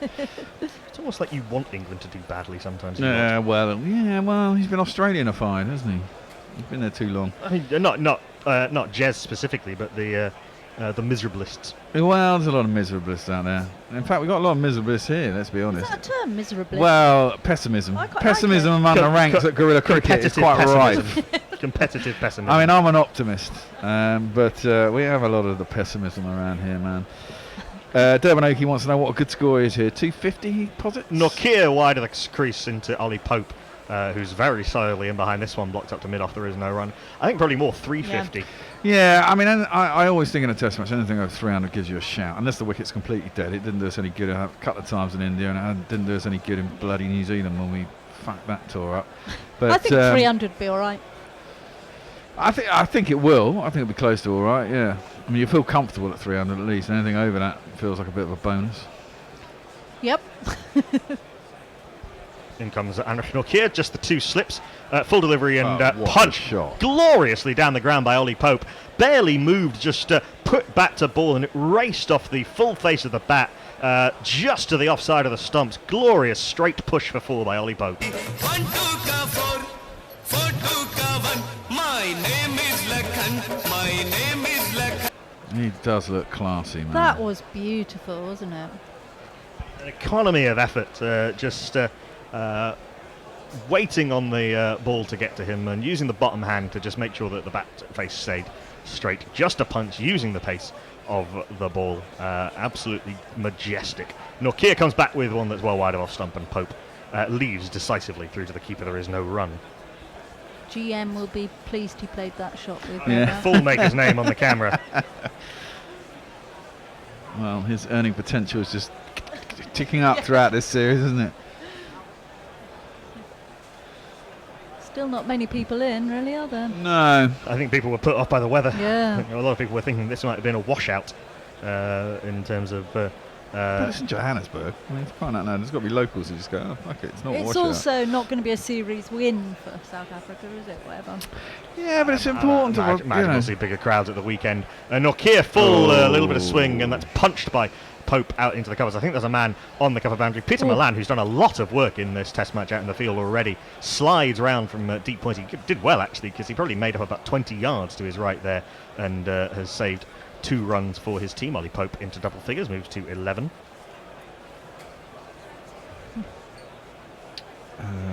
Darren Street says they love how Sky has televised Ben Stokes making dinner plans later.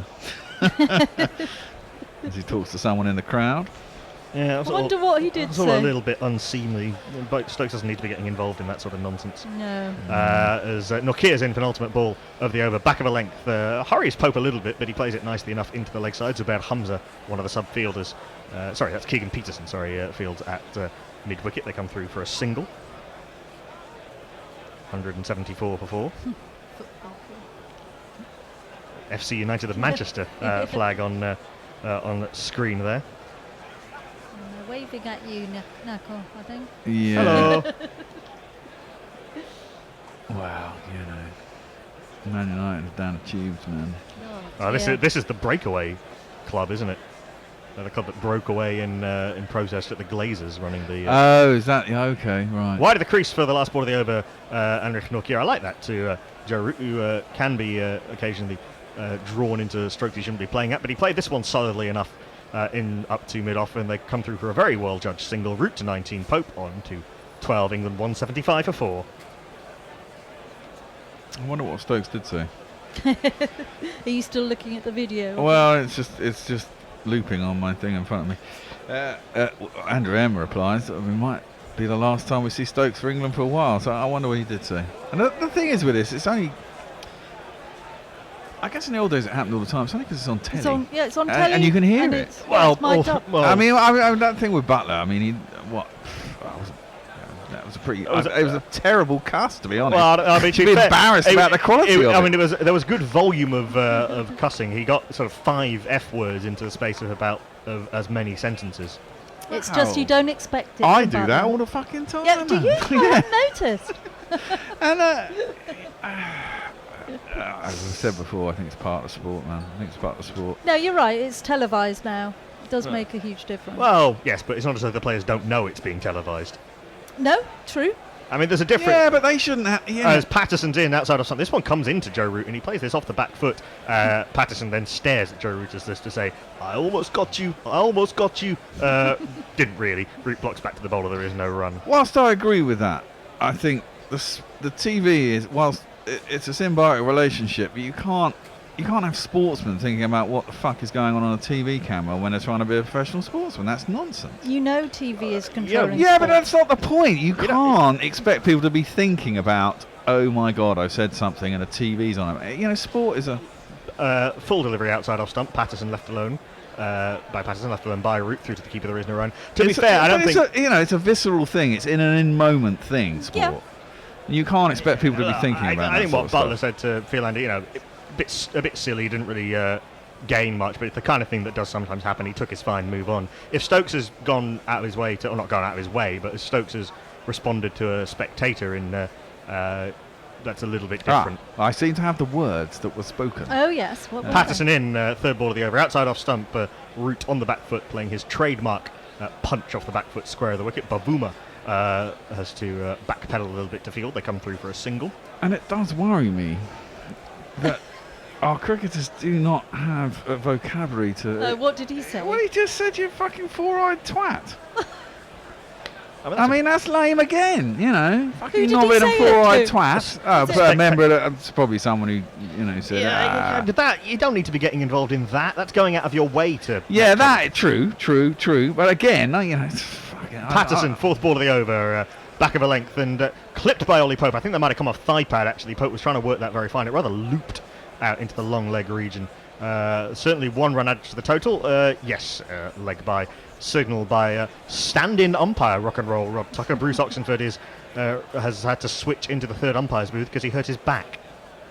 Playing football? I don't know. Potentially it was a kid. You can't was it? Oh dear. Man, I'm sorry. He should know better, though. Jesus. He should. Oh dear. Calling out a child when you've just been dismissed. Come on, better than that. Yeah, red mist. He's a ginger. Crime of passion's not a legal defence, and it's not a defence here either. Patterson in full outside off stump, and a little bit of wobble again into the right-hander. Root defends solidly into the offside. There is no run. Obviously, we only have. I've seen the same tweets you're seeing. This is apparently the cameras picked this up, and the security guard's tugging his hat and having a right old smile, isn't he? He's on TV. He's like, yeah. The cameras have picked up Stokes saying this, and you've got to be a bit thicker skinned. Oh, right. No, before he said, you fucking four-eyed twat, he said, come and say it to me outside the ground. It's not. You idiot. Oh, Stokesy, you idiot. Stokesy. Full delivery and clipped away by Joe Root. Almost a half volley on off stump and clipped out into the leg side. Keegan Peterson, the sub-fielder, one of the two sub-fielders on the field, fields at mid-wicket. They come through 4-2. Root to 22. Pope on 12. England 179 to 4. Hendo, what's the change? Jason and Hendo are coming in. Hendo will do the ball-by-ball. Jason will go to tweets. Annie Chave will stay on the jingles. And if you pass me that, and we'll have a little bit of word from our friends. The best things in life are free. Just like Gorilla Commentary, we need money. To Patreon, that's what I want. .com/Gorilla Cricket. We need money. Patreon.com/Gorilla Cricket. I don't like the BBC. I prefer Gorilla Commentary. I want money. $20 for the archive. That's what I want.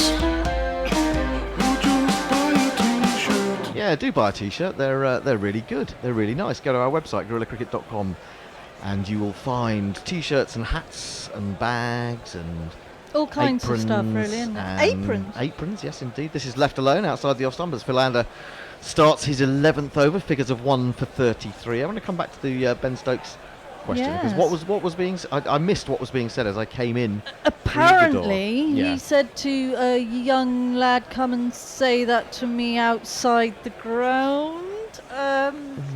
Philander in, bowls, and Pope prods at this a little bit on the front foot, steers it into the covers. And then called him a four-eyed twat. Was he the Milky Bar kid? Possibly. Did the youngster say? Do we know what the youngster said to him? We don't know anything. This is just from a reported tweet. And there we were saying how much he's matured only 15 minutes beforehand. Well, given that he's just got out, I think that's possibly the worst time ever to go up to anybody. Well, it is. Yeah. It is, but almost as a cricketer, you're going to expect it, aren't you? Especially like places where you can get such easy access to the players. I don't understand why people feel that they can have a right to comment on him as well. No, I don't. It's all a bit silly, isn't it? Defended on the front foot by Pope, not cleanly picked up by Philander in his follow-through. But it will be tidied up by the man running around for mid-on. I'm sure it's not going to be like a nice little 6-year-old boy, though, is it, or anything? It's I know. I think we need to see how old he was. Well, he's sitting at the front of the dressing room. Is Ben Stokes? He's lucky enough to have been brought a bottle of water. Lunchtime, I asked Annie if she could get one, and she went out and came back without it. I'm sorry. And that's the second time. Annie. In 2 tests. Philander bowls in 2 tests, exactly. Getting right forward, Ollie Pope defending to extra cover. Bavuma fields. I just had what I wanted in my head. That's all. It's all you think about. I'm so sorry.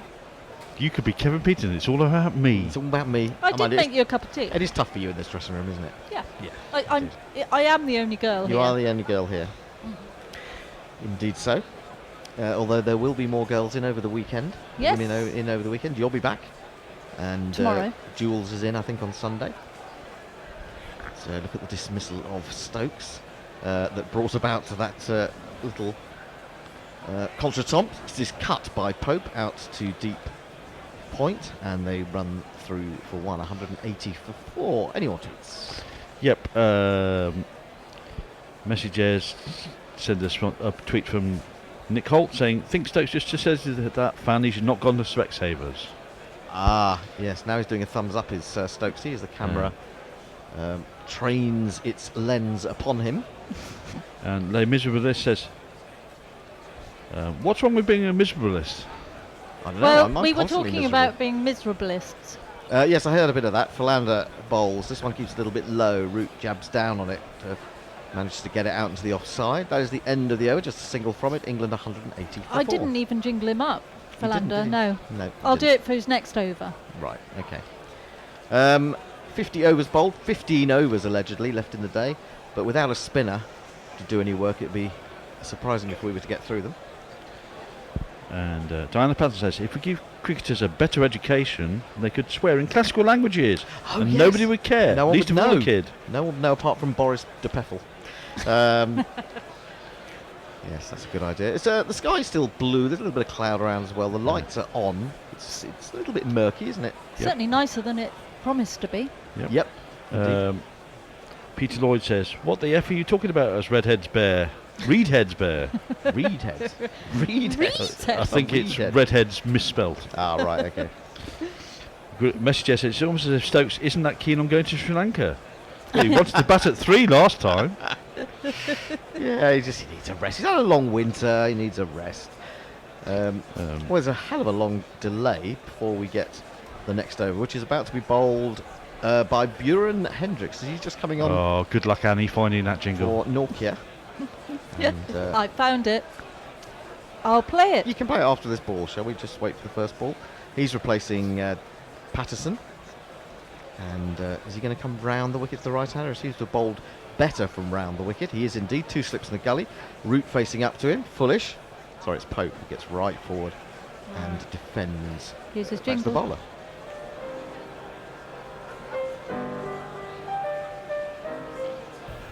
The Saffers are reeling and can't get a break.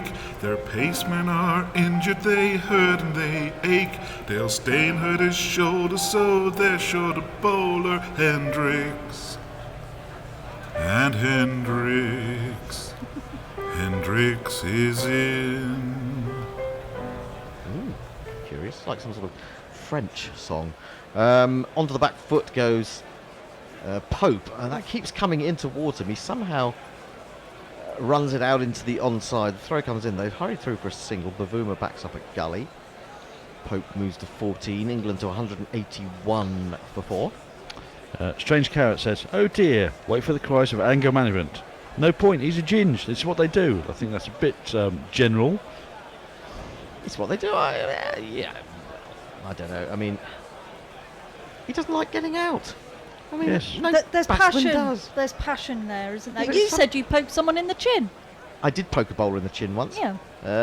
In comes Hendricks, bowls, and they'll take another single as using that angle well. Root works to the right hand of mid-on, takes that 123 to him. Clarification from Messages. He says, let's be clear, the word twat was not used. Oh, right. The word okay. Bradman very clearly was. Oh, no. Mind you, if I'd got out and some specky little 8-year-old came up to me and started giving it large, I mean, surely you're within your We rights. don't know if it was a specky 8-year-old, do we? Could be a specky 35-year-old for all you It know. might have been I thought it was confirmed that it was a child. I thought that had been confirmed. Maybe well, not. I've not seen any evidence. Ben Stokes offering a child outside. I've got to see the doesn't- evidence. It's not a good look, is it, really? Some good argument here from Mia Katie, which we'll take after this ball. Leg gully and a forward short leg about 8 yards from the bat. Just the one slip now as Hendricks bowls it, trying to get it in up to the armpit of Pope, but it's one is angled too far down the leg side and he can let it go. She says, most of us learnt fairly early how to moderate our language at work. It's an important skill. I don't know why we assume sports people are incapable of learning the same. But it's like when you go and visit your grandparents or something when you're a kid, you know not to say anything rude in front of them, don't you? Yes. Yes, was my... Yeah, but I mean, if I was told that I couldn't swear at a football match, I wouldn't be able to live at a football match. You'd just go home, wouldn't I'd you? go home, there'd be no point. Your football matches are slightly different, though. That is what happens. Well, it is. Hendricks in, bowls a short one wide of the off stump, and it's cut with some power and some elan by Pope. There was almost a twirl in the shot there, as all that effort with just one run to the man on the point boundary seems a little bit, wasteful in some respects of energy. At least. Jen Rose says, I like the Bears' argument that athletes need to be better at swearing. Yes, because it shows you're a brighter person. It's a little harder to lip read coprocephalic scrote than the greatest hits. Yes. I have to say, though, as Hendricks comes in to complete the over to Root, he goes up onto his toes, defends, into the offside, there is no run. I mean, it has been proven, there have been scientific studies that show you that swearing is a fantastic release of stress. Yes. And, you know... Maybe it's not a at word. kids. Well, maybe not at Specky's 8-year-olds. No, he was probably sat on his grandfather's lap, wasn't he? Yeah. He didn't mean to say anything horrible to him. I think there's gonna be something. Are we about that, assuming isn't it's a boy as well? Like. Well, that's true. Well, I thought it had been. I thought someone had seen what happened and had confirmed it as being. No, the all we saw was him at the bottom of the stairs. I do like the idea of it being the Milky Bar kid. Yes. He was probably just saying the Milky Bars are on you. Yep. Out the back in a minute, please. Extra Milky Bars. Message Jez loves that Hendricks jingle. He says it's brilliant. It's lovely, isn't it? Good George Young says life imitating gorilla cricket jingles. For Lander, is he back into the attack? God, I yes, believe. I still haven't jingled him up, have I? This one is left alone outside the off stump by Pope. And Cricket Blithburn says, as an Aussie, can safely say that was an excellent deployment of the C-bomb. Right. Oh dear. I'm going to jingle him up. Yeah. Now? No, better leave it till after the next okay. ball, I think, because he's at the end of his run. The mouse is frozen. by the way. Does he have to take the? Yeah, have to use the internal mouse. Yeah. Pope waits for Internal mouse. Lanza. I've always struggled with my internal mouse. This is defended from a good length straight delivery to mid wicket. I'm just using the internal mouse, okay? Okay. Maybe I shouldn't have eaten it. You first get the fear when he strides to the pitch. And that look right there tells you he's got the itch. The best you could hope for is to nick over slips off Big Vern. They call him the surgeon, the bowling machine. Surgically tear out your stumps real clean. He'll make you feel like you let down the team. That's Big Vern. Big Vern coming in to bowl to Pope, and Pope drives at a wide one. But they are cutting off that stroke. They're not allowing them any boundaries by posting Peter Milan back on that in that position at point. And it's also a good position for Root as well, because he likes to play square. And you know, if you get one every time you think you should be getting four, it does begin to prey on your mind a little bit and annoy you as an attacking batsman. Yeah, you want the extra value shots and you don't get them. I think I've often used the example, I think a couple of years ago, I think it was against South Africa, it might have been Chris Morris bowling at Trent Bridge, and Root had got to about 70 before lunch, batting beautifully. This is left alone by the captain outside the off stump, and then they posted a man at sort of deep point, and every one of those lovely shots was just going for one, and eventually he aimed another one and got caught behind, and he really felt like that just plan.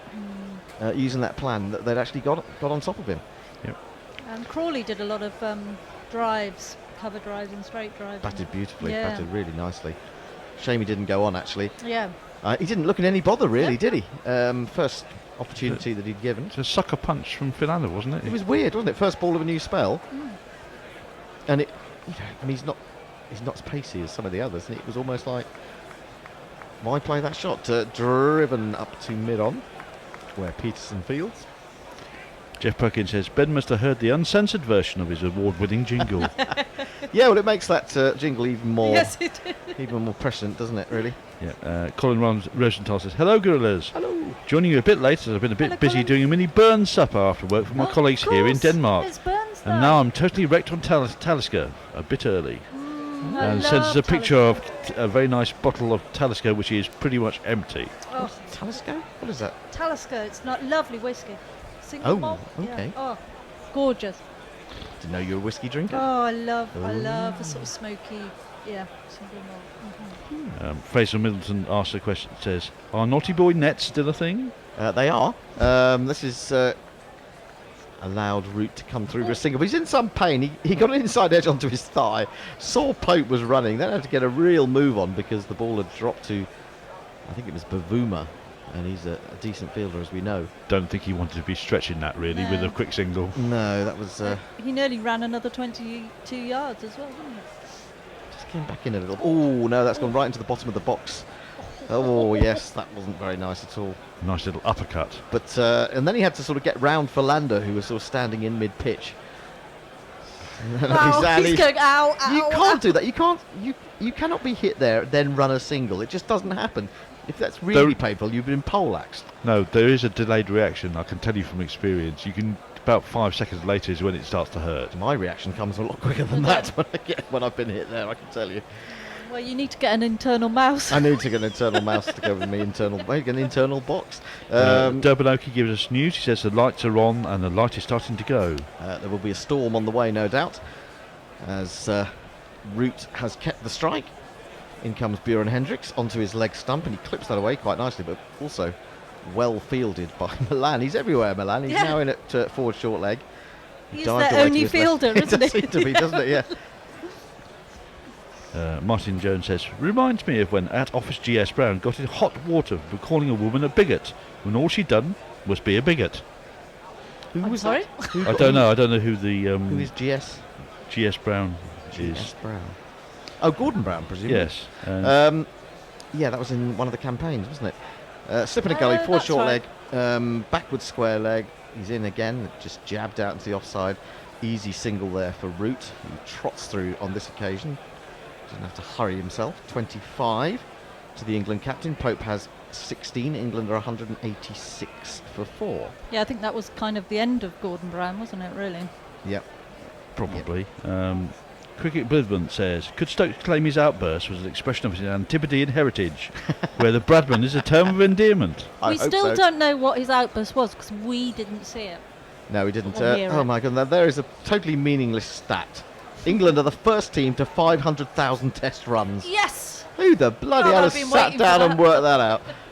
It really does need to find something better to do with his or her life. This is jabbed away, glanced really by Pope. He's using that angle well. There's no one down at fine leg, and it's 4 runs. I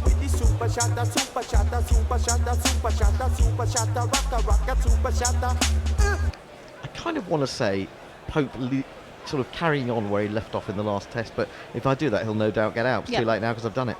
Well, yeah. This is interesting. Mm. Two tweets. One from Durbanoki says, I'm not sure it was a youngster. I saw some bloke in a pink t-shirt walking away. Ah. And J-Mac says, did Stokes swear at Philander's bespectacled young nephew? Continuing the abuse started by Butler to Philander. Could be. Oh, now they put a man in at leg slip and they try to bowl on that angle again. It is worked a little bit. It may have come a bit of glove there as Pope was trying to deal with it. But this is a pretty clever line of attack. Yeah, he didn't look comfy there. Saw KP talking about this last week, that there's very little the batsman can do with the ball there. That he just is forced almost into playing that, unless you're just going to let it hit you. It's very difficult. And you just automatically think there are runs. If you time it well, you think there are going to be runs around there. He's in again. Oh my word! That is an astonishing delivery that has left Pope on his back. He did quite well to get out of the way of that. It Really just well to kept get out coming of the way. Violently. It was almost like he was violently wrestled to the ground there. I thought he'd hit that for a moment. Wow, that just kept on coming at his head. That really jagged. He's done brilliantly to get out of the way of that. Incredible stuff. Gymnastics, almost, isn't And he's it? got a big smile all over his face on the floor. But look how much this has jagged back in from a short length. Really, that's phenomenal. He's actually a little bit lucky. His bat was still left up in the air slightly, that it perhaps it didn't run along the back of the bat. But that was extraordinary stuff. He's in again, outside the off stump, jabbed square by Pope. He'll pick up a single, maybe a little bit glad to get down the other end. And England moved to 191 for 4. In fact, that is the end of the over, so he keeps the strike. Pope has 21, Root 25. Durbanoak qualifies his statement about the weather earlier. Says no storm clouds around, just that the sunset is not far away. Yeah, it does get dark quite early in South Africa. What sort of time does it get dark? About then? 6ish. But it goes down very quick. Yeah, it does in other countries. In other doesn't it? countries Other that aren't countries. England. Matthew Fry says it would be more impressive if they actually had 4 eyes. Medical miracle. He should have said, yes, actually, I do have 4 eyes. I've just arrived from the planet Zod. I am an insect. Indeed. Route 25, Pope 21. Oh, What's this? it's Tony. Bishop. He's going. He's had enough. Defended the next ball from Philander, first of a new over. Tony will be back with you on Sunday. He's got a barely deserved day off tomorrow. And Watford. And Watford barely deserved. Barely deserved. I wonder how long it would take him to react to that. I'm just going to look at that ball again. That was phenomenal. Brilliant, brilliant cricket that was. That'll make a good picture for someone.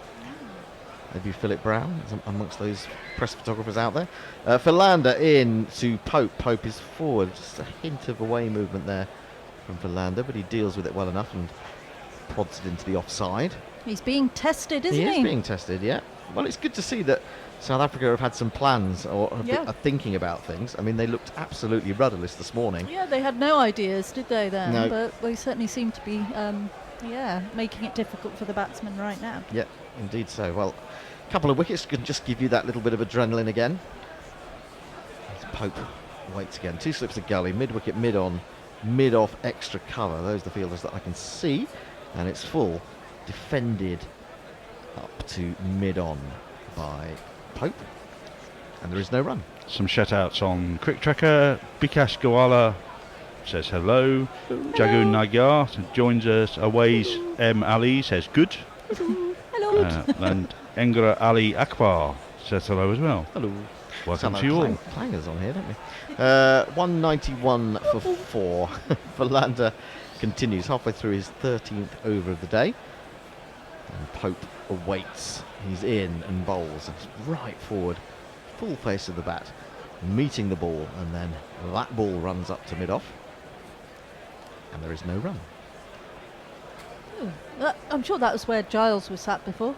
It's a bit like Annie Lennox. Yeah. Is that Annie Lennox? No, it's a bit too young for that, isn't it? It is a bit too young for Annie Lennox. She's got a very Annie Lennox haircut. Yeah. And glasses She's and smile. I used to have a haircut like that. Did you? Yeah. Really? Yeah. Dyed?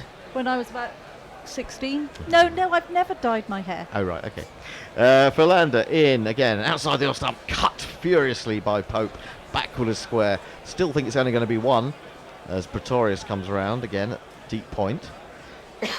As opposed to me, whose hair's just dyed. Oh. This is the whole thing of being a natural blonde is really annoying because everybody just assumes you dye your hair. Do they? Yes. Oh, okay. It's okay. Yeah, sorry. but hers But you has can got a go- sort of it's got what's the word I'm looking for? It's got that sort of bottled Annie Lennox. Yeah, peroxide, peroxide Yes. look, that's the one I'm trying to think of. Yes, she dyes her hair. One ball to go. Philander's over. The Bear has gone racing in. Is he going to talk about the GPL? Oh, we're in GPL territory. Tell us more, Bear. After this ball, Philander, or after this over, flicked away by Root. There is a man at square leg, and he does the fielding, and that is the end of the over. Tell us what, Bear. Tell us what. 193. Yep. 17. 193, 197, and 203. Ooh. Well, that's what we're looking for. How much time have we got left? About, theoretically, says the Bear. 35 minutes. Well, I'll be surprised. I'm a little bit surprised because the umpires are talking to each other, so I'm wondering whether we're going to get bad light taking us off prematurely. Oh, I think I see a spinning warming up. There isn't a spinner. Who is there? Elgar? Bavuma? Oh, Elgar, of course. Yes, he can bowl a little bit of left arm. Partnership now worth 35. Where are you going? Yeah. Who are you interviewing tonight? Nobody. She's two-timing us. She's two-timing us with another cricketer. Another cricket fan. Hendricks then into his 14th over, bowling to Pope, and he's in, and Pope is forward a ball that's arrowing in on his off stump and defends it well back to the bowler. He is looking to maybe get him one to flick off the hip or off the legs. He's got plenty of men in position for that sort of stroke. Milan is at forward short leg. There is also a leg slip, stroke leg gully. So Pope settles down, waits for the bowler, and this is again into his pads, and it does come off that pad. Faf du Plessis has positioned himself at leg gully, stroke leg slip, and there is no run. Beijing Ducks say, so here we go again. On the upside, really looking forward to seeing Wood bowl on this track. Shame Archer isn't fit. Reckon a real contest between the two for who's quickest would be great for England's future fast bowlers and this game. I'd have loved to have seen them both. Or yeah. you could have had both England bowlers breaking down, never to be seen again. So I think I that's pretty wouldn't wise. have loved that. Followed by Stokes breaking down as he bowls the overs that they should have bowled. If he hasn't already been banned for shouting at a 8-year-old specky kid. Now we're having talks again between the umpires. I think they're going to come off here. It looks really nice though, doesn't it there? Bluey, sunny. Bit dark, very dark out there. 192 is the score, so Messi Jez. Oh, Messi Jez. Bad light has stopped play. Poor Messi Will Jez. we get back on in the next half hour? Who knows? Probably not. So we're going to have to sit here for 20 minutes before they call the damn thing off.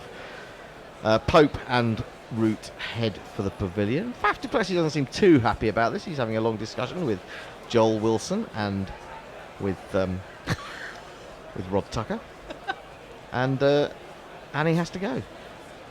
And Bear's going to come and join me, I was going to say. I don't think there's room for both of you on that chair. The time has just gone 6 o'clock in Johannesburg, about 3 minutes past 6. At this time of day, when you get called off, it could be the terribly light's wrong. not going to get better, is it? No, but the rule isn't the rule. I thought the rule was you can't come.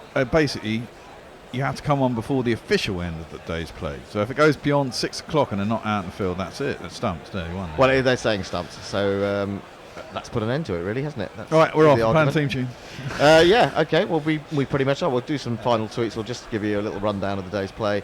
England end it on 192 for 4. That total based mainly on a very good opening partnership of 107 between Zach Crawley, who made 66, I think it was, and Dominic Sibley, who made 44. Little rush of wickets we saw with Denley getting into the 20s, but again, on sort of 27, around the 27-30 mark, he always seems to have trouble. He was out caught behind. And then we lost Ben Stokes, caught at slip, and a little bit of an unseemly chat between him and a spectator as he disappeared for not very many. But a really much better session from South Africa, who picked up 4 wickets for the 92 runs that he scored. And they will go to the end of the day thinking that they've got back into a game that was escaping them rapidly. Yeah, it was escaping them rapidly. I think England will be quite happy that they got a little partnership there at the end as well. Got through to the end of the day without losing another wicket. I think it's quite finely balanced at 192. Yeah, it's not bad at all, is it? I mean, there's been a wicket apiece for 4 of the bowlers. The only one who's missed out of the 5 seamers is Dwayne Pretorius, but Philander got rid of Crawley. Sibley got caught down the leg side off Hendricks. Once he started to come round the wicket, he seemed to bowl a lot better. Denley was caught at slip off Patterson for 27.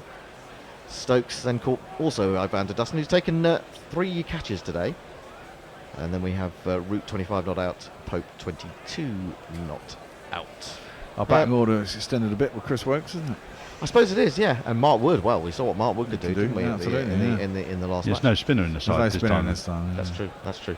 Anyway, some final tweets and then which we'll is a call it point that Aidan makes at AD Bid. He said, no spinners in this game either shows neither team really cares about losing a Test Championship points for slow over rate, or they know it's an empty threat.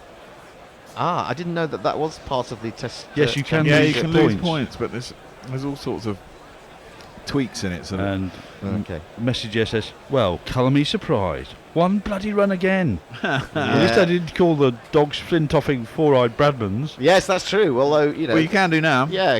Not only that, you can put some more money in tomorrow trying to win your money back. Yeah, win the money back. That's Come what on, you yes, you know you want Double down, Messi. Yeah. Messi. Yeah, we're evil. Look into the eyes, not around the eyes, into the eyes. Any more tweets, or is that it? That is it. That is it. In which case, we will say farewell for today. We've had wonderful people in. We had Rog doing a Sterling service this morning before going off to play in the Coliseum. Is he in tomorrow? No, he's in here tomorrow, along with Jason, along with me, along with you. Yeah, that's it. Along with Annie. Oh, star team. And another, who I can't think of at the moment. Maybe Knackle. Is it Knackle? It is Knackle. There you go. So join us again tomorrow when we will hopefully be on air at 10 to 8 Rain GMT, allowing. rain allowing, of course. There's 80% chance of rain tomorrow, according to the forecast we saw. So we might have to be sitting out a couple of hours like we did today. But until then, it's goodbye from Annie. Nope, she can't hear me. It's goodbye from Jason. Goodbye. It's goodbye from Knuckle. It's goodbye from the bear. Goodbye. It's goodbye from me, Gorilla. Hello. Ta-da. Guerrilla crickets. Whoa. Guerrilla crickets. Whoa. Guerrilla. Take guard, man the barricades, patrol the cover.